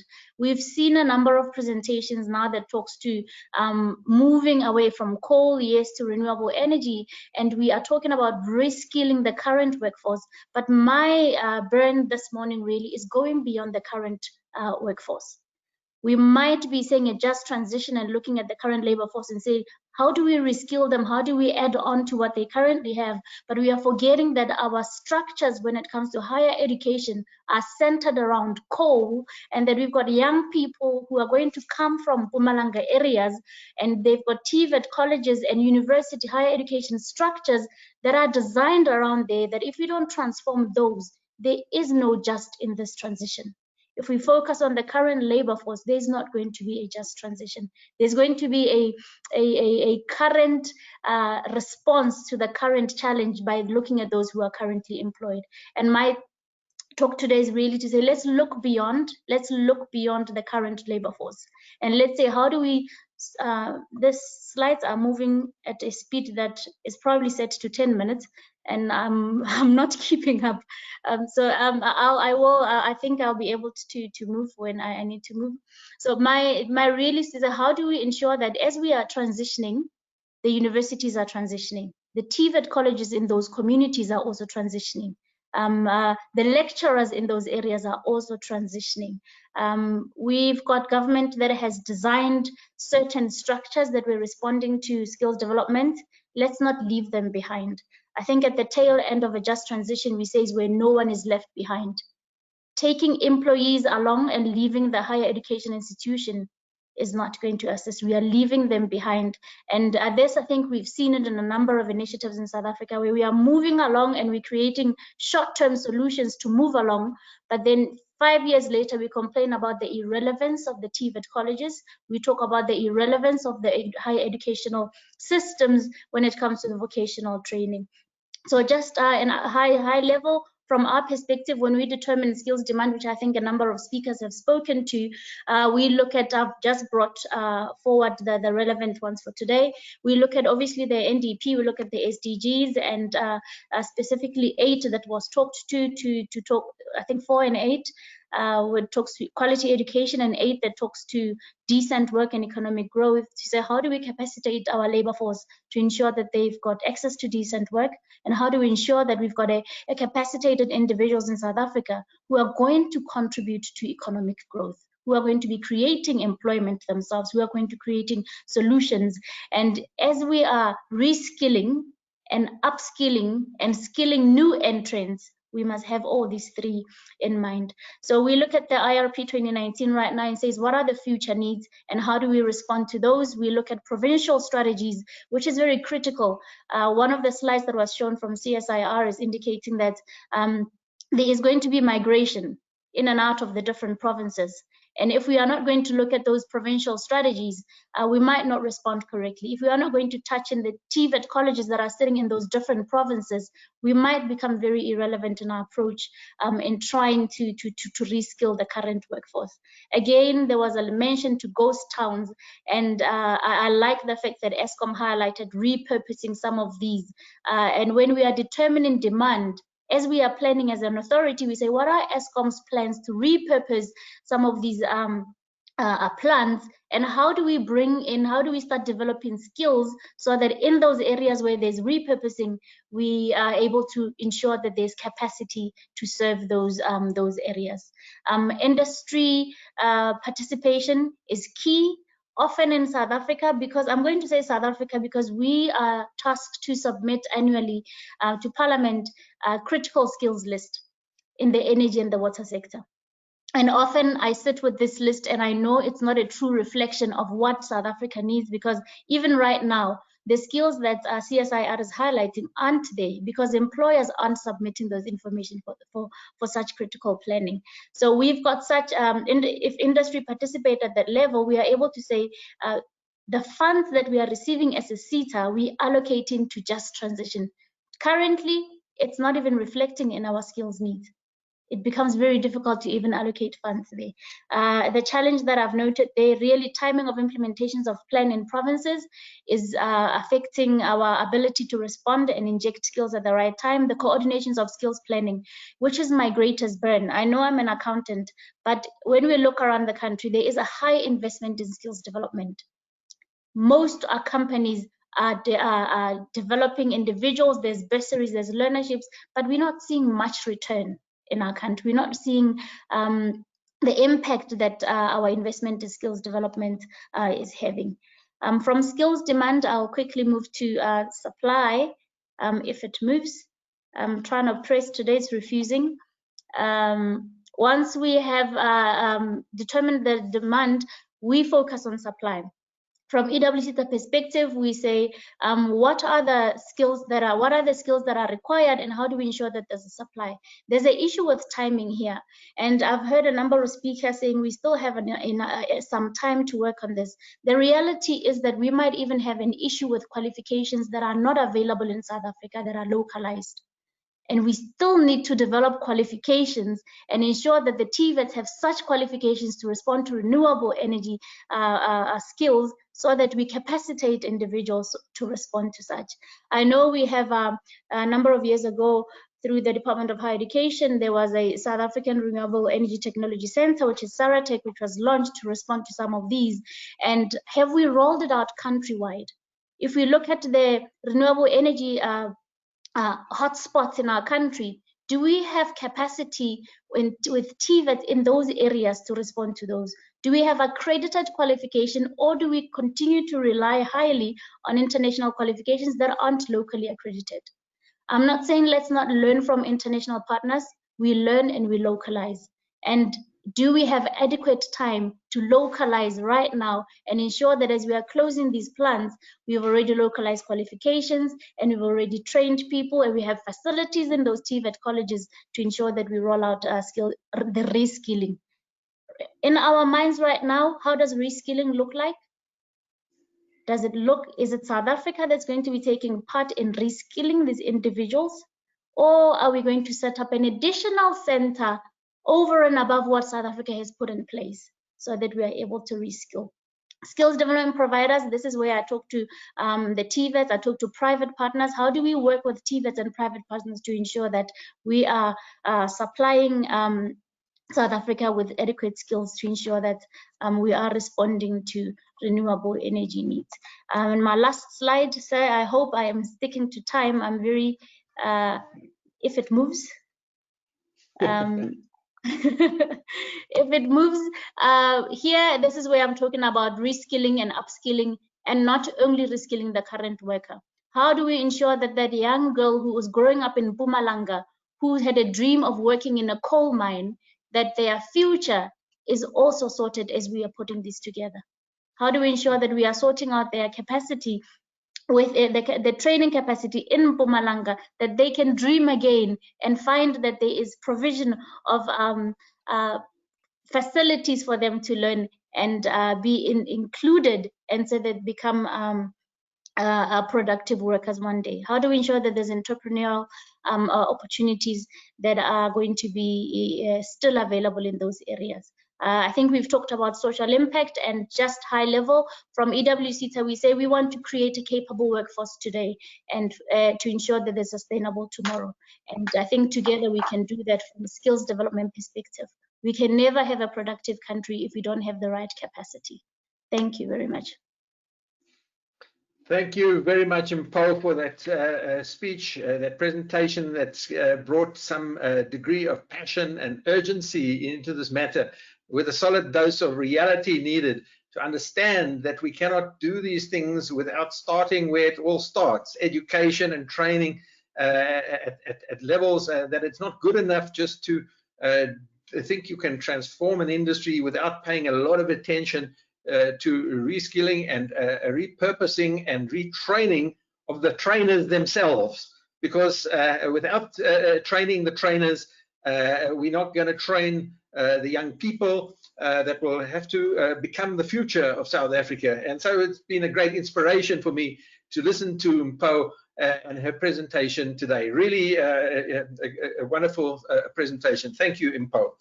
So now my next presentation, and I'm pleased to introduce you to Surin Rajaruthram. He is from Anglo American Platinum and the head of energy. He has experience in the fields of thermodynamics, an engineer, another engineer it seems, heat transfer, power plant engineering, project management of mega builds. His previous employment with Eskom included power plant construction, engineering, production, and development of new build projects.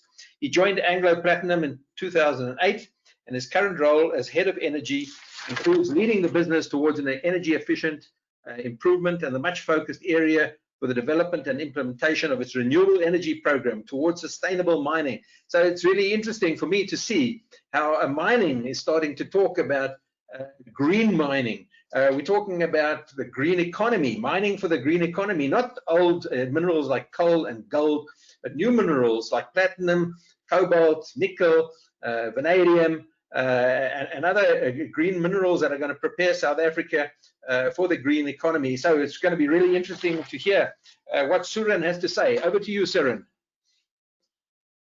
Thank you, Chris, and thank you to all that are listening into this webinar today, and especially to RES4Africa for setting it up. Yeah, I think the previous speakers have spoken a lot now around the just energy transition and really how it impacts jobs and how we have to reskill people as well. So if you bring it closer to home for me in the mining sector and see how business in the mining sector is evolving, what the new job opportunities are, and really around our social responsibility, a key element for us in whatever we do in the mining industry. We know that the South African mining industry is an intensive energy user. It's a 24/7 operation where safety is paramount, meaning that is not only a process requirement for energy, but also an environmental and a safety necessity. If one thinks of the large volumes of air that is pumped through an underground operation, and for the safe transport of our workforce to the working place and from the working place, and in an emergency situation, how quickly we can evacuate people from underground mining operations. Some key factors, not only for the mining industry, but I suppose for all users, would be the aspects around its electricity needs. We talk about cost of electricity, we talk about the reliable supply of electricity, and then for us now, a new term around clean energy supply. When one considers mining, and I suppose sustainable mining in particular, one would have to associate energy with the mines and the surrounding communities and the environment that we work in. It includes water as well, because we know South Africa is a water scarce region. So these factors become sort of primary decisions in evolving the mining sector and development of new projects as well. One of the pillars for sustainable mining would be a concerted effort to reduce our greenhouse gas emissions. How do you do this? A simple answer would be renewable energy, with solar PV most probably being top of our minds. That most probably is the easiest task for us to build a plant. We are developing embedded generation solar PV projects for operations currently, with one at an advanced stage of a commercial process. This is an alternate option to the government's led renewable energy private program, the REI4Africa. I suppose this two-pronged approach has the benefit of increasing the proportion of renewable energy in South Africa. As I said earlier, building the solar PV plant would most probably be the easiest of the activities, but notwithstanding all the legal and regulatory aspects that have to be covered, a key aspect will be the consideration of the surrounding local communities. It's a focus area to ensure a sustainable renewable energy facility. The questions to be asked: how does the project fit in with the local communities? Are they in support of such a project within their midst? And what are the benefits to them? Let us think a little bit more of each of these questions. For the first one, how does the project fit in with the local communities? Maybe the RE plants can be built on community land. There's a direct benefit here from the long-term lease, and therefore cash injection into the communities via these lease agreements. However, consider the impact this may have on agricultural land, grazing land, and heritage considerations, let alone the environmental sensitivities that may exist on this land. Are they in support of such projects? This comes from engagement from the onset. You must ensure that it is not a surprise to them, as community land is steeped in tradition and belonging through many generations, and we need to take consideration of that. Thirdly, what are the benefits to them? And this is the important part for me, which I think is really critical to this. And I differentiate between benefits and participation. So what are the benefits? I suppose we've been talking about it through the morning as well. Direct and indirect jobs, use of community land, local business support and development, local manufacturing hubs, free, in inverted commas, electricity to the communities, community infrastructure, development like lighting and security around these communities. So those are sort of typical benefits that we always talk about. But I split it and I talk about community participation. How do you get communities to become partners in these projects with equity participation into these independent developments, opportunities to increase their shareholding over time as the plants run through their operating life? And how do we get benefit to each and every community member to ensure that there's total buy-in from the full community? Can we transition the skill levels within the community in support of the RE industry? There's a whole new set of skills required in the RE facilities as compared to a typical coal-fired power plant. We would have to create an ecosystem of employment, direct jobs to operate, even remote operations of these plants, and also to maintain the plant. And then all of the ancillary services around water management, panel cleaning, vegetation control, perimeter security are all jobs that we can create in this ecosystem that we want to develop. A key element for us is always around safety, and we strive for zero harm to our employees and the communities as well in the mining industry. So renewable energy projects are inherently safe to operate and maintain. It is such a good combination with the green view of things. Here again, a combination of people and the environment. I must address some of the risks and threats that we see as well. I think just quickly from a technical perspective, embedded generation has to take cognizance of the grid impact. Should you still require a dispatchable grid supply? Remember that you cannot be an island without adequate storage or supplied from grid as backup. Communities and the divided requirements or understanding of what is in it for them. If one creates a divided community, and if there's any agitation amongst them, this jeopardizes the project and definitely the operational phase of these plants. The balance and competition for land between housing, agriculture, grazing, and large-scale solar PV plants must always be considered. Development of the local industry should not be narrow focused. That is, one cannot set up an industry with limited opportunity and scope to be successful over a longer term. So sustainability in creating these industries as well must always be considered. Our social responsibility must be at the forefront of these decisions. So not a short-term decision, but sustainability over a long term. However, there are many positive synergies between the mining sector and RE plants. That's our job, to ensure that we continue to develop these projects to support sustainable mining. So we talk about the clean energy, carbon neutral mining, new skills, development of the industrial hubs around the mine, and our support for a just energy transition.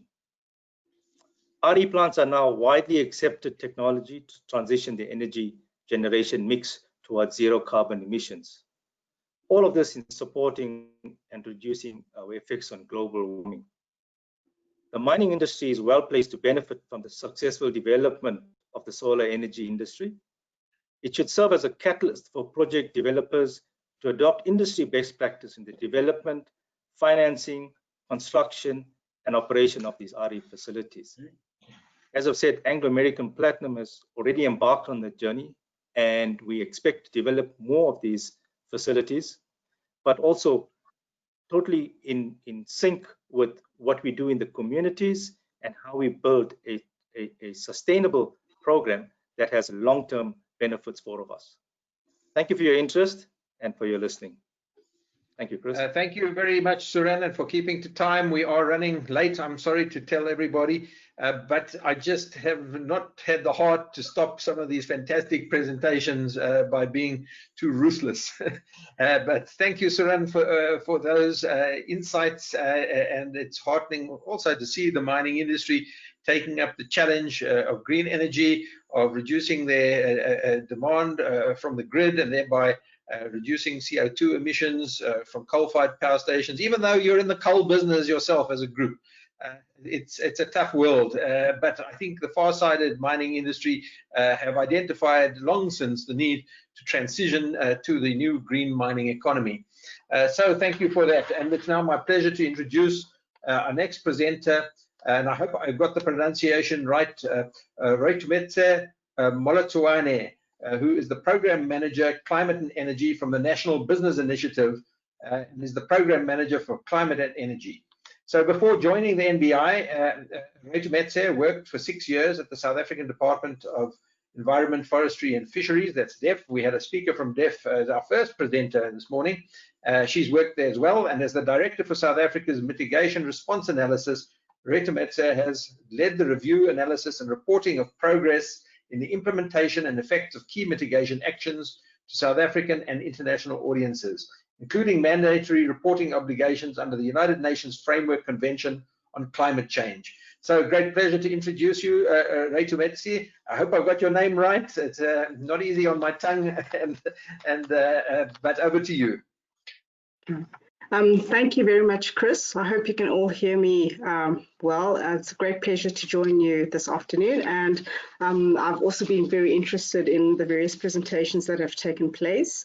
Mine is to speak about a project that we're embarking upon. That's the NBI in partnership with BUSA and BCG, and it's really about defining business leadership and thought around what South Africa's climate pathways could look like to contribute to this just transition discussion that's been at the tip of everybody's tongue. So I'm just going to introduce the project briefly, but before that, just to set a little bit of context for people to understand where this project is coming from and what the positioning is. And just here to highlight what everybody's aware of, that climate change is quite a key issue for South Africa, and South Africa's prospects are not good when looking at the rate of global warming that we are already experiencing and what to anticipate. And I just want to highlight from the business perspective this leadership point that was also highlighted by Annie earlier on, that the desire is to have a very strong leadership base and a leadership voice that contributes to a broader national effort to drive a just transition, but also to set South Africa's economy up for a very competitive future, and noting some of the big global changes that are taking place. And I really wanted to highlight, of the principles that I've put up, I wanted to highlight just 4 of those.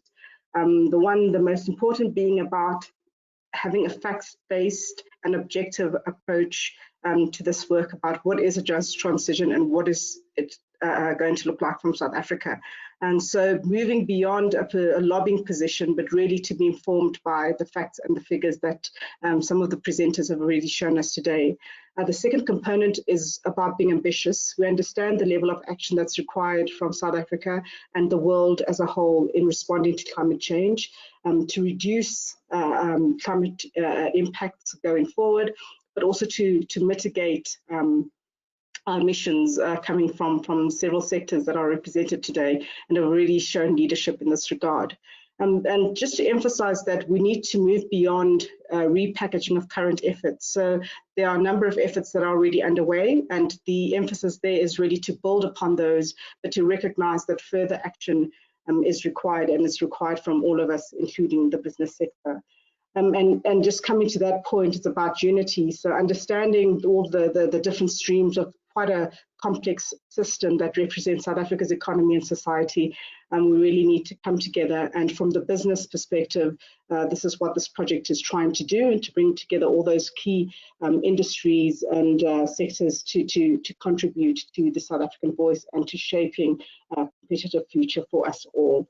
And finally, I'd just like to emphasize this idea of having quite a balanced approach. So we understand that South Africa's exposure to physical and transition risk is really quite high, and we really need to recognize this fact and to respond to those challenges that are ahead of us. And next slide, please. Just in terms of the next slide, and I won't dwell on this, but I've just highlighted already that South Africa's climate change prospects in looking at scenarios of really high global warming are not good. I mean, the same holds for the world as a whole, but for here, I've just highlighted some of the impacts that we can experience as South Africa that relate to water. And we've already had quite alarming water challenges over the past few years, and these are set to be even more severe. Looking at a number of impacts on agriculture, so that was, Suren was just talking about some of the issues linked to land, and we know that South Africa is already highly degraded in many of the ecosystems, and further pushing our ability to produce food on our land is something that we don't need. And so the key point here is that just climate change unchecked is a critical issue for the world as a whole, but South Africa has very real impacts that we've already experienced. Next presentation, please. Next slide. I think just in making the point that from all governments, South Africa included, very significant investments need to be made. And on the whole, we're looking at an investment of about 3%, of GDP per annum to respond to what we've set out in the Paris Agreement that a few of the previous speakers have already mentioned. And also to highlight that, generally speaking, there is very strong public support for climate action and having very visible action with government leadership. And we are adding to that the business perspective. Next slide, please. I've highlighted in the next slide that, something that we're all very aware of at the moment in terms of the COVID pandemic, that COVID has had an impact on emissions and quite a significant impact overall. But when we look at where we need to go as a country, the drop in emissions from some of those key sectors around transport and industry is not yet enough, and more needs to be done.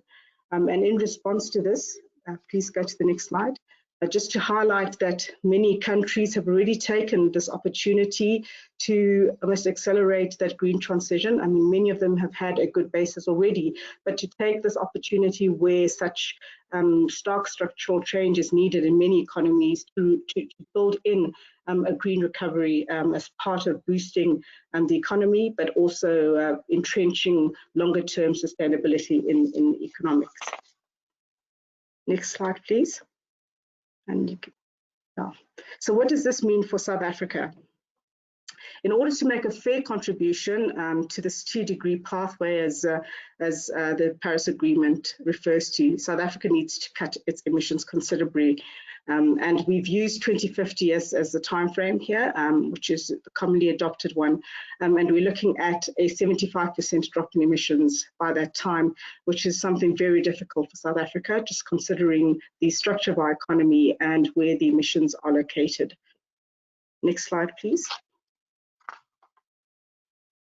I didn't dwell on it in the previous slide, but I think the slide also just makes the point that in terms of South Africa being able to transition, one of the key things will be supporting a very clear plan of action going forward, but in addition to that, a significant amount of investment. And for South Africa, it's an issue of being able to access capital already in the short term and medium term. These are quite difficult issues for us as a country in particular sectors already, but over the long term this becomes even more important, and it's really a case of how do we access that capital in a way that is affordable and allows us to move on as a country. Next slide, please. So what I've highlighted here is that in addition to the challenges that we face as a country coming from the economic disruption associated with COVID, South Africa is already seeing changes in terms of our trading partners and what they've already committed to from a climate change perspective. And this has a huge impact on our trading of our trading partners and the demand for the goods that we produce. And there's quite a number of really economies that South Africa really relies on from an exporting perspective that have made a very, very clear commitment to a low carbon society going forward. And that has huge impacts for us going forward. Next slide, please. Just highlighted there some of South Africa's key commodities that contribute to our balance of trade, and we see a lot obviously sitting in the mining space, which are already at risk from transition risk in particular, as kind of commitments and things change, and the economies that we've relied on to take up some of these goods change their energy sources, and renewable being a big one. In addition to that, I mean, just to highlight from the platinum group metals, which are quite a key part of combustion engine vehicles, already there are changes in the types of vehicles that people are using up and what countries have pledged to take up going forward. And what does that do for our trade, our balance of trade, and our exposure and access to markets where we are really quite reliant on them. In addition to some of those commodities, there's just a few here. I'm highlighting, for example, the citrus fruit and the wine, and some of those agriculture-based commodities that are also vulnerable already to physical risk of climate change. Next slide, please. And so really, this is just to emphasize that in responding to climate change, we are shaping South Africa's economy to be more competitive in the future. And in choosing how to respond, there are opportunities using those climate pathways and really being quite ambitious to attract additional funding that's linked to green economies and a greening of the economy, to be able to reduce the rate at which that funding is available, and to use that level of investment to have a huge impact on jobs. And Stanley spoke about that a little bit earlier, about what can be done. And it's really about how do we realize those opportunities and use this time to reinvent the South African economy and to really base it on those structural components that will make it competitive going forward. Next May I slide, ask you please. to start wrapping up, please, Ruta Metze? Okay. Let me skip a few slides. Can you go to the next slide, please? Thank you very much. Just one back, and while that's taking place, one slide back, please. No, one step forward. So while that's switching, I just wanted to alert you to really what our project is about. And it's about a collaborative study to accelerate the green stimulus and to provide a unified voice coming from the business sector. Got one slide forward, please. And then really what we're trying to do is, for the past few months and going up until December, we focused on a few key sectors: electricity, chemicals and mining, and about defining a pathway of what does that climate pathway look like for South Africa, and how can it be implemented in a way that is just and addresses those key socioeconomic imperatives that have been mentioned. And what we'd like to do is move from this very high level pathway, but to start detailing the design of the pathway and to come up with very clear stepwise approaches to how we actually implement this transition for the key sectors. And the idea really is to be able to come up with very clear sectoral plans, but also to understand how to implement those plans and really where our finance is coming from. And next slide, please. So I just wanted to give you a sense of where we are at the moment. Just one more, please. So already we've got a number of key businesses that have come on board. And this is just a very quick snapshot of the CEO champions who are also leading this work and drawn from kind of key sectors. Mandy is one of the companies. Mandy, who was speaking earlier at Eskom, is one of the CEO champions. Andre de Ruyter is also participating in this work, but really drawn from a number of those key sectors that we need to transition. Next slide, please.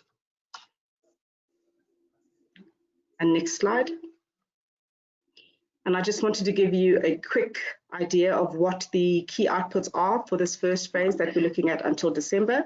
So we anticipate understanding our least cost pathways to net zero and focusing on those 3 key sectors that I mentioned: electricity, mining, and petrochemicals. Also being able to understand the socioeconomic trade-offs and what does that really look like for South Africa, and being able to detail what a roadmap to achieve net zero by 2050 actually looks like, and how we can think about it, and understanding those key milestones. And I think, yeah, that's probably enough for today, just to give you a sense of where we are at the moment. Thank you. Well, thank you very much, Rita Matze, for giving us that update on your project. Again, a very ambitious project, and heartening to see the level of stakeholder involvement that you've managed to harness, which is critical and of course very difficult to get people all working together with a common purpose with such diverse interests. Ladies and gentlemen, we are running half an hour late, I'm sorry to tell you, but the next slot is a joint slot, according to my program, between 2 friends, people that I know well in the industry. Firstly, Rita Schnabel. He is the chairperson of the South African Solar Photovoltaic Industry Association, SAPIA. He was born in Namibia, one of the highest solar radiation countries in the world, and he's a passionate solar man, as you've heard and seen in his previous presentations. Welcome, Rita. And secondly, another friend and colleague, Ntombi Ntuli, who is the CEO of the Wind Energy Association. And welcome Ntombi. She's also previously worked at the CSIR. She's worked at the DTI, has a long history in this sector, and it's great to see her here as well. Now, you've got 15 minutes, which means 7.5 minutes each, so please don't fight. Let's talk together. Wind and solar are not against each other. We're on the same side, I believe. So I'm gonna change the order. Ladies first, women first. And Ntombi, can you go ahead with your presentation, or am I putting the cat amongst the pigeons?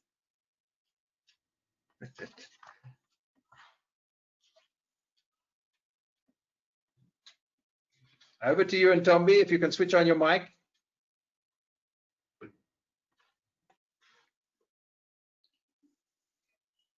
I can't hear you, Ntombi.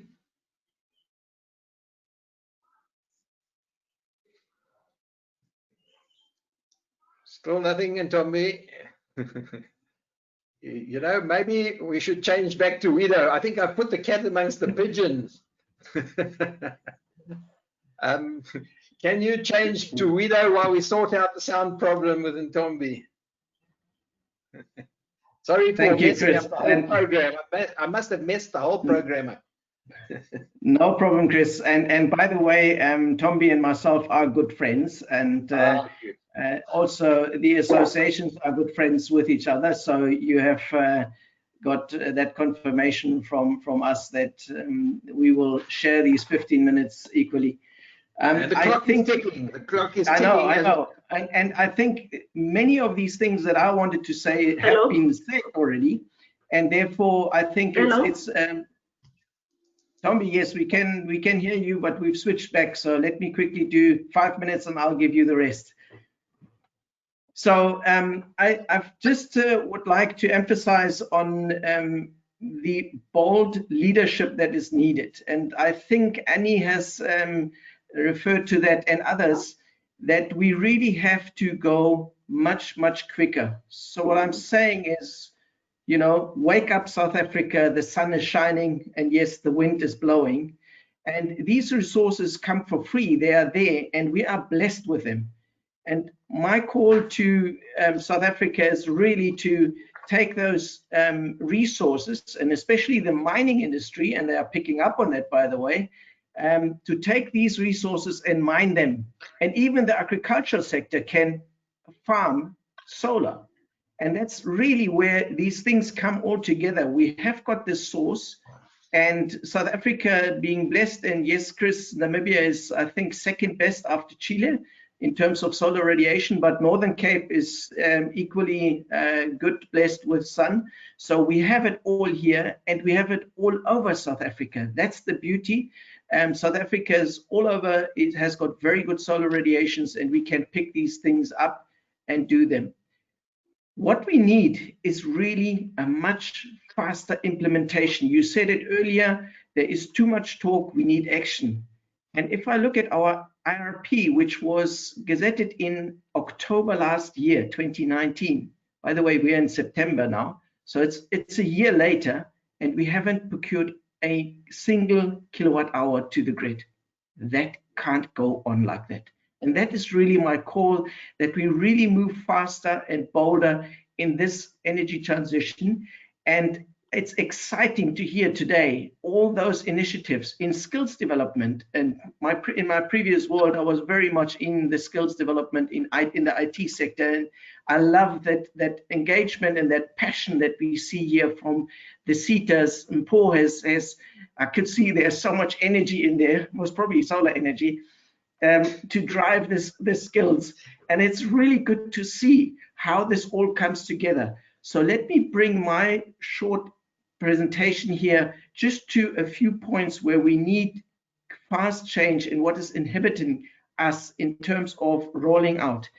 There are some rules within the energy regulations, which, for example, allows you only to build plants smaller than 1 megawatt without requiring a license. And that number was chosen just by I don't know by who, but by accident, and it should not be there. There shouldn't be a limitation if you do it for your own consumption. And then the next thing is the license regime that is there for a power plant is meant to be for big coal-fired plants. So for a Medupi and Kusile, but definitely not for a 2 or 5 or 10 megawatt solar plant. So we need to change these kind of things in terms of policy and regulations to make it much easier to participate in this just energy transition. And then the next point, as we said from the beginning, jobs, jobs, jobs. I think it's beautiful that we have got so many people looking for a job. That is an advantage to us. So we need to take those unemployment numbers and turn them around into jobs.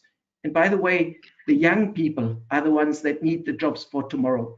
And those are the ones that we need to grab and skill to become solar, wind, and renewable energy technicians. And that's really where I want to stop this and give the rest of the time and find a bit more for my colleague, Ntombi. I hope your mic is now working. Thank you, Wido. And let's hand over now to Ntombi. Over to you, Ntombi. Hi, Chris. Can you hear me now? Loud and clear. Thank you very much. You've got 6.5 minutes, exactly. 6.5 minutes. I've got only 2 slides, so I'll just jump straight into it. Was asked to talk about challenges related to renewable energy deployment in South Africa. So in my 2 slides, I'm just going to talk about the current state of energy policy dialogue, which sometimes is inhibiting to the growth and development of the renewable energy sector. And then I will go straight into talking about specific challenges that we have observed as the sector develops. So on this particular slide, we have observed over the past 10 years that the energy transition topic has become very political. There's a lot of politics involved in the energy dialogue and energy discussion. This involves, of course, the choice of technologies. I remember as we were going through different iterations of the IRP, up until we got the approved one in 2019, there was a lot of debate around which technologies needs to dominate the future energy supply between coal, renewables, and nuclear. And all of this is discussed in the context of the just energy transition. We've got a lot of lobby groups that are lobbying against renewable energy for whatever reasons related to the transition, reasons related to them favoring different kinds of technologies. We've got trade unions also pushing the agenda of the workers who are in the coal sector, in the mining sector, likely to lose their jobs. What is going to happen? How is renewables going to accommodate this? In the mix, we've got debates around the cost of technologies. Is renewables cheap enough to reduce the cost of electricity in the country and make the economy more competitive? Renewables being a variable energy source rather than base load is also one of the key discussion points in this energy politics. And then there's also a question of ownership as we move towards independent power producers versus an Eskom model. There's also a lot of concerns about whether the country is moving towards privatizing the energy sector. And those are some of the politics that actually, and the debates that actually become a challenge in terms of growing and developing the renewable sector.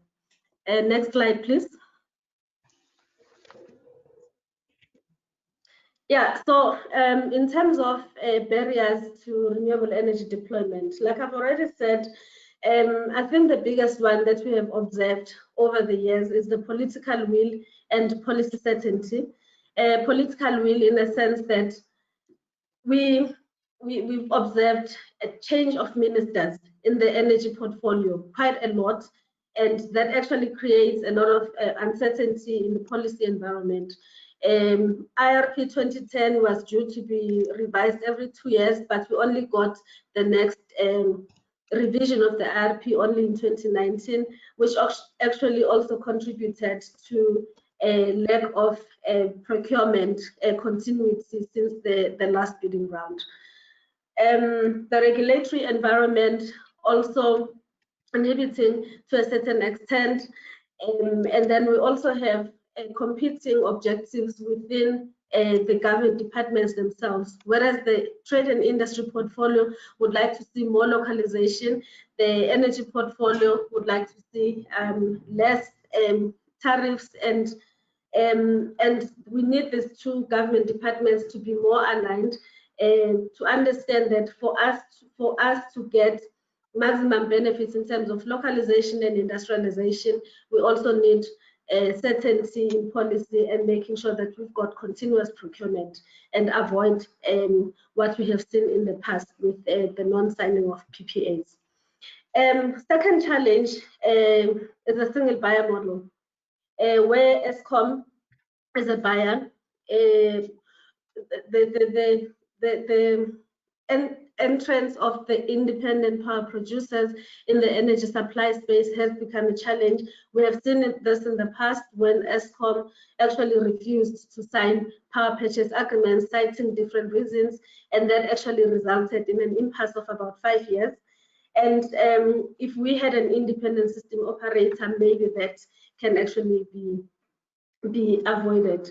What can also assist to diversify the market for renewables is to finalize the regulations for municipalities to buy their own power from independent power producers, and also is regulatory environment for private sector to procure their own power.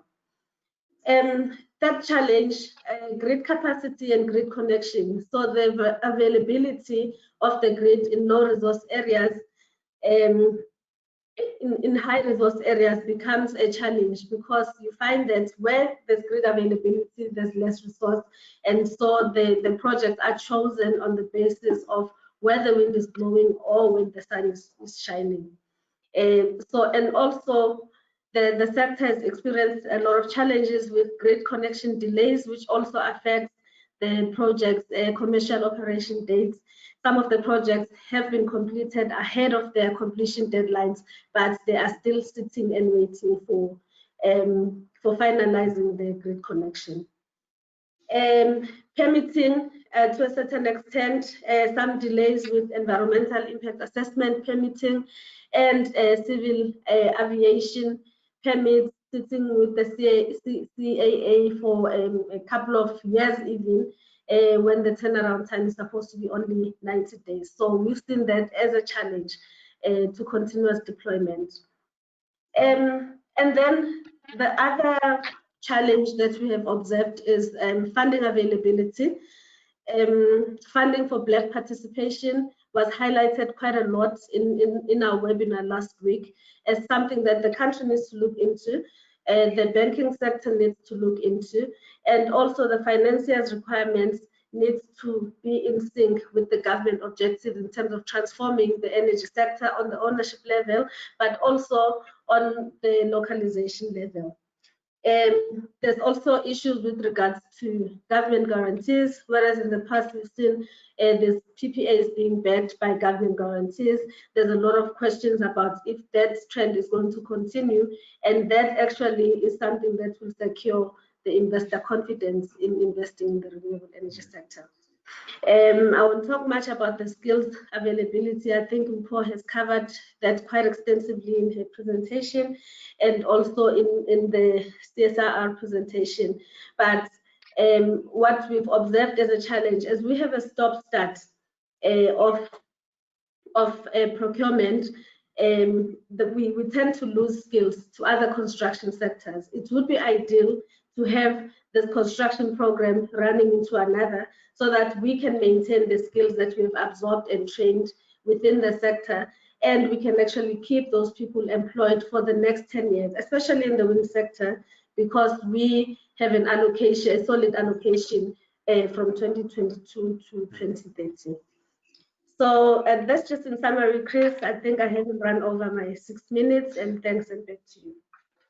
No, you're spot on. Thank you, Ntombi, and thank you for a very clear articulation of the challenges and issues that are facing not only the wind sector, but also the solar sector as well. It applies equally, I think, what you've said to both. So thank you indeed for both Wido and Ntombi for that clear articulation on the industry position. We now come to another joint session, ladies and gentlemen. And it's got two presenters, and this is the last session, and we're going to end at about 1:15. So each of you have got 7.5 minutes. If I could ask you to stick to that rather religiously, because as I say, we're overrunning. Now I want to just mention our first presenter, Ameth Singh from Nedbank, and just to say that it's really interesting for me that an earlier speaker announced that this just energy transition concept started somewhere in the 1990s with the labor movement. That was really interesting for me. And it's also interesting, I think, to note that on the 7th of May 2019, Nedbank, together with my former company, EE Publishers, hosted a seminar called the Just Energy Transition in South Africa. And now, a little more than a year later, I see that this just energy transition narrative, the just transition narrative, is starting to find its way into government documents, into planning documents. And I'm not suggesting that we had anything to do with it, but the bottom line is things are happening. And this realization that there is an inevitable transition has sunk in. And the question now is how to make it a just energy transition. So I'm very pleased to see Ameth Singh from Nedbank here today. He's the co-head of Energy Finance Business Unit within Nedbank Corporate Investment Banking, and he's a presenter today. And I'm also really fascinated to note that Nedbank is in fact the very first South African company, as well as the first African member of the RES4Africa Foundation, who are hosting this facility today. So welcome to Ameth. I will also quickly now introduce you to John Lezames Cortazar. I hope my pronunciation is right. Is the Global Head of Public Affairs at Siemens Gamesa. He's also chairman of the GWEC's Africa Task Force. His long-standing experience in the wind industry at Siemens and at other positions, and he's been working in emerging and developing wind markets. So we've got a serious wind man here. But to start off with, I'm going to hand over to Ameth Singh and give you 7.5 minutes. Ameth. Thank you, Chris. I just wish my presentation to come up. It's the page. Chris, thanks for the kind words. And I think I have just one slide to engage and to discuss today, and it will be nice and short with some key themes. But from Nedbank side, I think we've been a very strong supporter of the energy transition, and being a green bank, we've been leading with our money and also our thoughts on the sector, and which we rightfully has started. Just to set some context, I think from Nedbank side, we also very many of our presenters and the general team has been very hard on South Africa in terms of our energy transition. But from our side, we should also look back and be proud of our achievements. We've come a long way as a country, with all our delays and whatever challenges we had, be it Eskom or delays in procurement or whatever, closing these projects, we have done it. And we've showed the world that as a country and a continent that's rather dark, that we are leading the path forward and that we are setting a good baseline for the rest of the continent. So I think we should also compliment and be grateful that how far we've come. I'm not saying that we should stop here. There's a long way to go, but we have achieved a lot. We've really achieved a lot as a country, and I think with the current the programs which government has set up and also the IPP office, and we've seen a lot of procurement, it's going to be busy, and I think the energy and the impetus to drive the energy transition is really, really ripe, and we are good to it. We have a strong platform to grow from this. So how does a private sector fit in? And my thoughts are generally around the investment banking space, and what do we do to drive the energy just energy transition. I think for one also point, although we're dealing with renewables, but at some stage we all may consider gas as a transition technology to renewables, and it might be part of the bigger energy mix which supports energy transition. Just as a point which we have not discussed today, but it's something that many academics and many professionals in the energy sector will debate that very strongly. But this we're focusing on the renewable side of it. So what has the banks, the commercial sector done in the investment, from the investment banking sector? And I think Chris started very nicely that from the last 4 to 5 years, we've been driving the agenda of an energy transition through our thought leadership and how to practically deliver this into the real sense of green kilowatts and energy into the grid. Funding these projects and funding any program is quite complex. We all know the model of the project finance, and I think all the banks have really come to the party here and have really delivered very innovative products to help the sector thrive and fund and give birth to the just energy transition. So our money has been there, but this part I would like to talk about our thought leadership.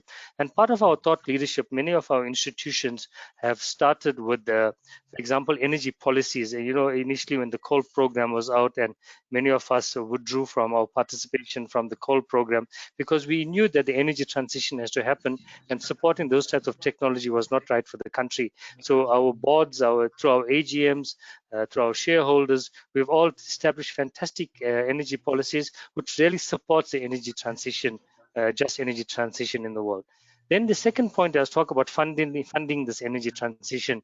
Now, unless you don't put money into these things, nothing can really work to deliver new projects, renewable projects, and I think Nedbank and all the other banks in South Africa, including the DFIs, have showed the world that we have the strength in our capital markets to fund these projects, and the current financial performance and operating performance of these projects have given us enough confidence to continue supporting the sector in the future. So the money part of it is quite important, and I think there will be enough money in South Africa to continue supporting the energy transition. The next point I would like to talk about is the localization and job creation. Many of us spoke about jobs in the construction sector, but I think we have to take a step back here and understand the full value chain of renewable energy. The mining sector has a huge input into renewable energy, from the steel or the semi-precious metals or the metals that goes into PV polycrystallines. But in Africa, lots of it, I'm not sure, I can't quote a number, but a significant amount of the raw materials comes from mines in Africa. So we are contributing in a bigger value chain to the energy transition rather than the actual construction and operating jobs of the plants. And I think we should definitely use that as an important agenda item to sing a better story about the job creation in this sector and the energy transition. And remember, our mine products doesn't only land up in South Africa, it goes throughout the world. So it's really, really a big input into this energy transition, which South Africa is keen and know. working very well in terms of our mining sector. Then creating energy security and access to energy. Renewables, as part of it being an important just energy transition, but it's also an important tool to electrify and provide energy access to most Africans. Because of the, for example, there's no big transmission lines required, it can leapfrog South Africa into brightness, and even Africa, the continent, away from our darkness. So I think that's also an important point. And with the brightness comes economic prosperity, sustaining an economy. And then the last point which I would like to speak about is that how do we bring, as a commercial bank, more money, more cheaper money, more innovative products in terms of funding. And we've seen many of the international DFIs and even South African DFIs have big mandates to invest in renewable energy, the energy transition in the continent. And they, of course, cannot do it themselves. We are based in the continent. We understand the power sector. We understand how to deliver projects. So we have the means to do it. And a viable partnership with these international DFIs is something that we will also look through to unlock greater value in this just energy transition.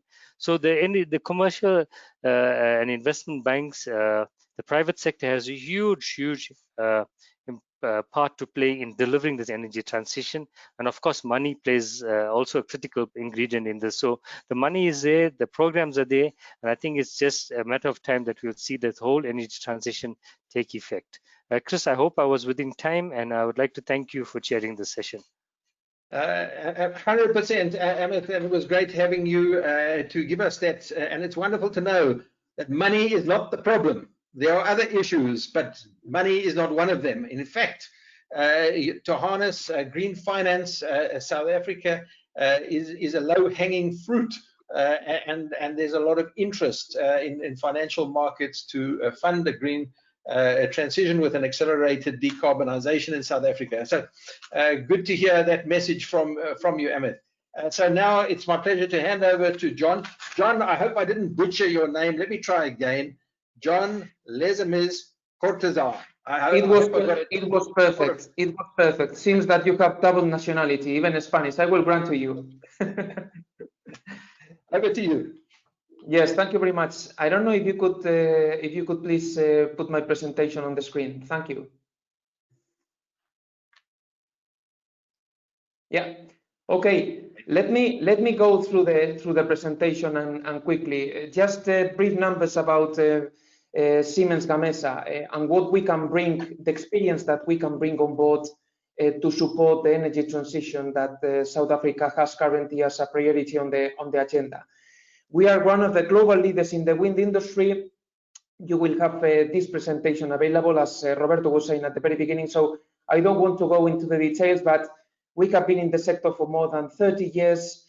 We have installed 103 gigas of wind power in more than 90 countries in the 5 continents, and we have 30 years of experience, more than 24,000 employees globally. And we have been in the market, developing new markets since the very beginning as pioneers in the wind sector.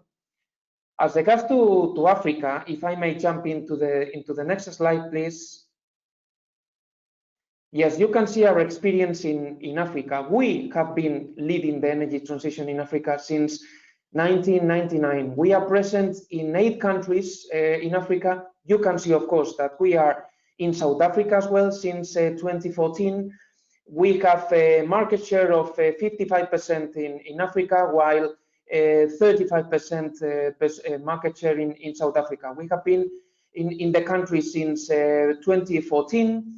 We are currently employing 50 full-time employees, while at the time we are commissioning our projects, we hire more than 100 employees, and we have a 3-level BBBEE certificate. So we are committed to developing a local value chain and to the local content requirements. We are a reference in local content requirements compliance. As I'm not going to go into the details of the target that South Africa has for electricity production by 2030, as established in IRP 2019, which was approved back in October 2019. From, let's say, 4% representation from wind, the aim would be to jump to 22%. And as one of the speakers, my colleagues were addressing to the audience, I think South Africa has to be proud of how RAPE program has attracted, and it has been a full successful story. When talking about energy transition in South Africa, and when talking about, as Ntombi was explaining about the potential and unleashing the full potential that wind has in the country, the wind sector is not a possibility, it's already a present. We have a success story, we have a showcase to tell institutional stakeholders in South Africa. Since 2011, wind IPPs, thanks to the RAPE program, have been able to attract more than 13 billion with big runs into South Africa. Most of them, more than 90%, being equity investments in the country. So we do see that, as we will see right now, if we have the proper frameworks, wind can deliver. As my friend from Enel Green Power, Lamberto, was addressing at the very beginning, wind is one of the most competitive energy sources, and it is one of the quickest deliverable energy sources. If we jump into the next slide, please, we will see what the wind sector can offer. Wind energy is a source of massive capital investment. Those seen between 2015 and 2019, more than 652 billion in investments globally. Competitiveness, since inception of RAPE program, the wind tariffs have dropped by 59%, making wind prices cheaper than new coal-based power generation. We are not only talking about cleaning the mix in energy transition, we are talking also about competitiveness. Of course, jobs, jobs, jobs. These were the three main words repeated during the webinar. It is we are a major creator of skilled jobs and community benefits. The estimated is to increase globally from 1.2 million jobs in 2019 to nearly 4 million jobs by 2030, in case the more optimistic scenarios are delivered. Wind energy, you can see not only in South Africa, also in Europe, wind energy is at the heart of the energy transition, because we are not only talking about cleaning the energy mix, we are also talking about, as you can see in the next bullet point, according to the International Energy Agency, the renewable sector has been the most resilient energy resource to COVID-19 lockdown measures. It is the only energy source set for a growth in demand in 2020 as coal, oil and gas markets shrink. That is what we can offer, and that what we have already offered in different markets. But what do we need for the just energy transition to happen in South Africa? What do we demand? Of course, we need a stable outlook and a consistent pipeline. The IRP 2019 is there. The nearly 14 gigas to be delivered by 2030 are there, but we need the auctions. Recently, in September 16th, the Minister of Mineral Resources and Energy seems that more than 12 gigas have been approved by the government to procure from renewable sources in the near term. That is what we need, the next auctions to be visible for investors. We need also long-term price visibility and a streamlined permitting. It was also mentioned by Ntombi. Adequate planning and investments, not only for the wind, for generation capacity, but also to critical infrastructures related to generation, because we have to encompass generation with grid infrastructure and power systems. We also consider that fostering regional integration will support South Africa to unleash the full potential that renewables have in the country and in the region, not only generation-wise, but because it will also foster regional manufacturing supply chain hubs. We also consider that introducing meaningful carbon pricing and promote a level playing field is needed, so that competitiveness means competing peers with peers. And of course, considering the coal mix, we also consider that South Africa has to foster, as it is doing so, the R&D supported policies, because it is not only generation, it is not only about grid infrastructures, but as said, if we foster regional integration, we have also to think in, for example, storage, promoting R&D related to storage, green hydrogen, demand side management, and so on and so forth. So, Chris, I thought I was on time. I would like to thank you again, RES4Africa, and the rest of attendants for the invitation and the opportunity for Siemens Gamesa, and remain at your full disposal to accelerate and to make the just energy transition a reality in South Africa. Thank you very much. Thank you very much, John, for those words and for keeping to the time spot on. Thank you very much. Ladies and gentlemen, you know, as the moderator, my job is to keep time, and we're 30 minutes over time, so I think I have failed. But I nevertheless have learned an enormous amount from today. I make no excuses. We've had a fantastic lineup of presenters. I've learned an enormous amount. I have taken away one thing most particularly, and that is the need for collaboration and partnering across borders, partnering across continents, partnering between the private sector and the public sector.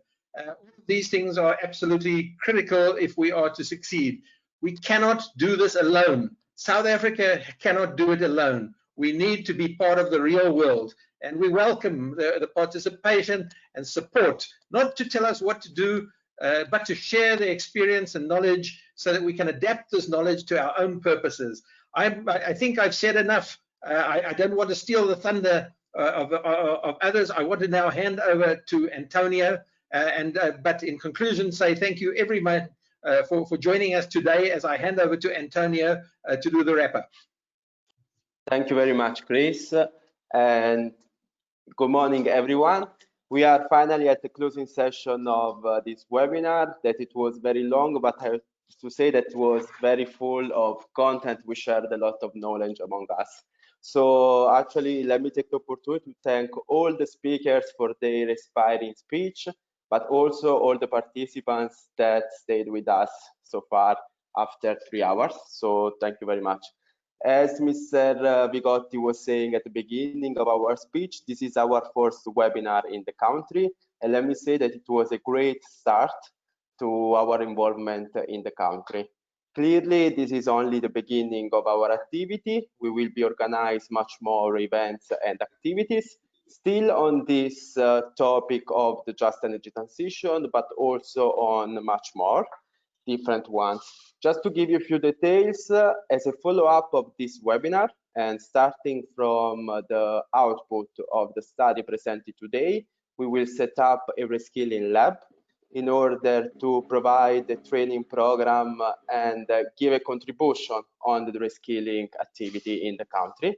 This will be done together with the CSIR, but also with most of the organizations that are represented today.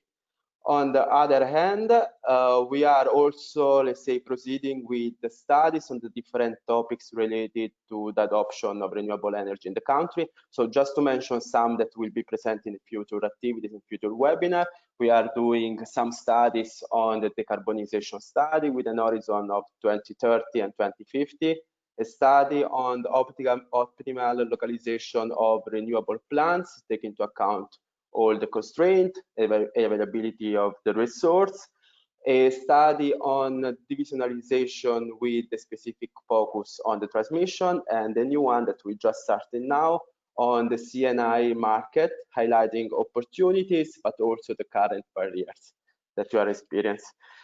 Before leaving the floor to Marianna Petrosillo, that is our local person in South Africa based in Johannesburg, that she will present our upcoming initiative of networking in the energy community. Let me thank again all of you, and especially also to CSIR for their support done so far, and also actually to help us in shaping our future in the country. Thank you very much, and please, Marianna. Thank you, Antonio. Thank you, everybody, and sorry for being late. But yes, it was a very pleasure for us to host all the valuable panelists today, and I will just mention the next initiative that we are launching, called Empowering Connections. Basically is a monthly morning session to keep connected with the South African energy community by sharing ideas, discussing relevant topics, and basically collecting inputs to fine-tune our program here in South Africa.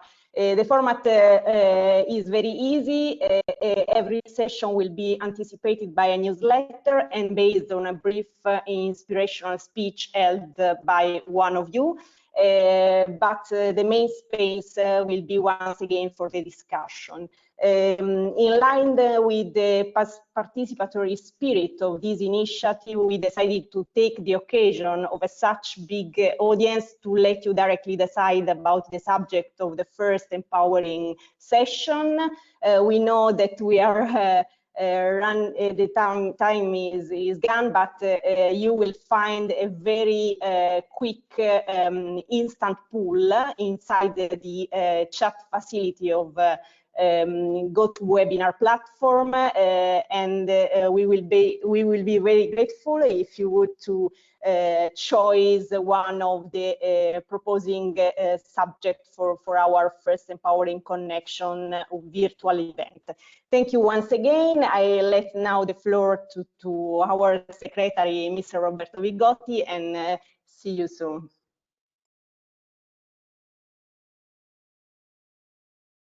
Non vedo nessuno, vedo solo la slide. Thank you. Thank you so much, Mariana. I'll be very quick. Of course, myself, I like also to, c'è sempre la slide. Myself, I like to thank the speakers for this outstanding contribution. I think that in this case, Chris, quality and quantity together have been provided. So don't feel sorry about the timing. Just want to give you information. You can already download from your website this book, The Just Transition, which is with this here. You can download for free. There's no password over there. Tomorrow morning, you can download also all the presentation in PDF that were given today. So in case some of you want to send us the richer presentation, people will download the one you sent to us. And also, we've been recording the whole seminar. And tomorrow morning you get the link. So in case you have difficulty to sleep at night, you go ahead again, you listen again to this seminar. I'm sure you will sleep for sure.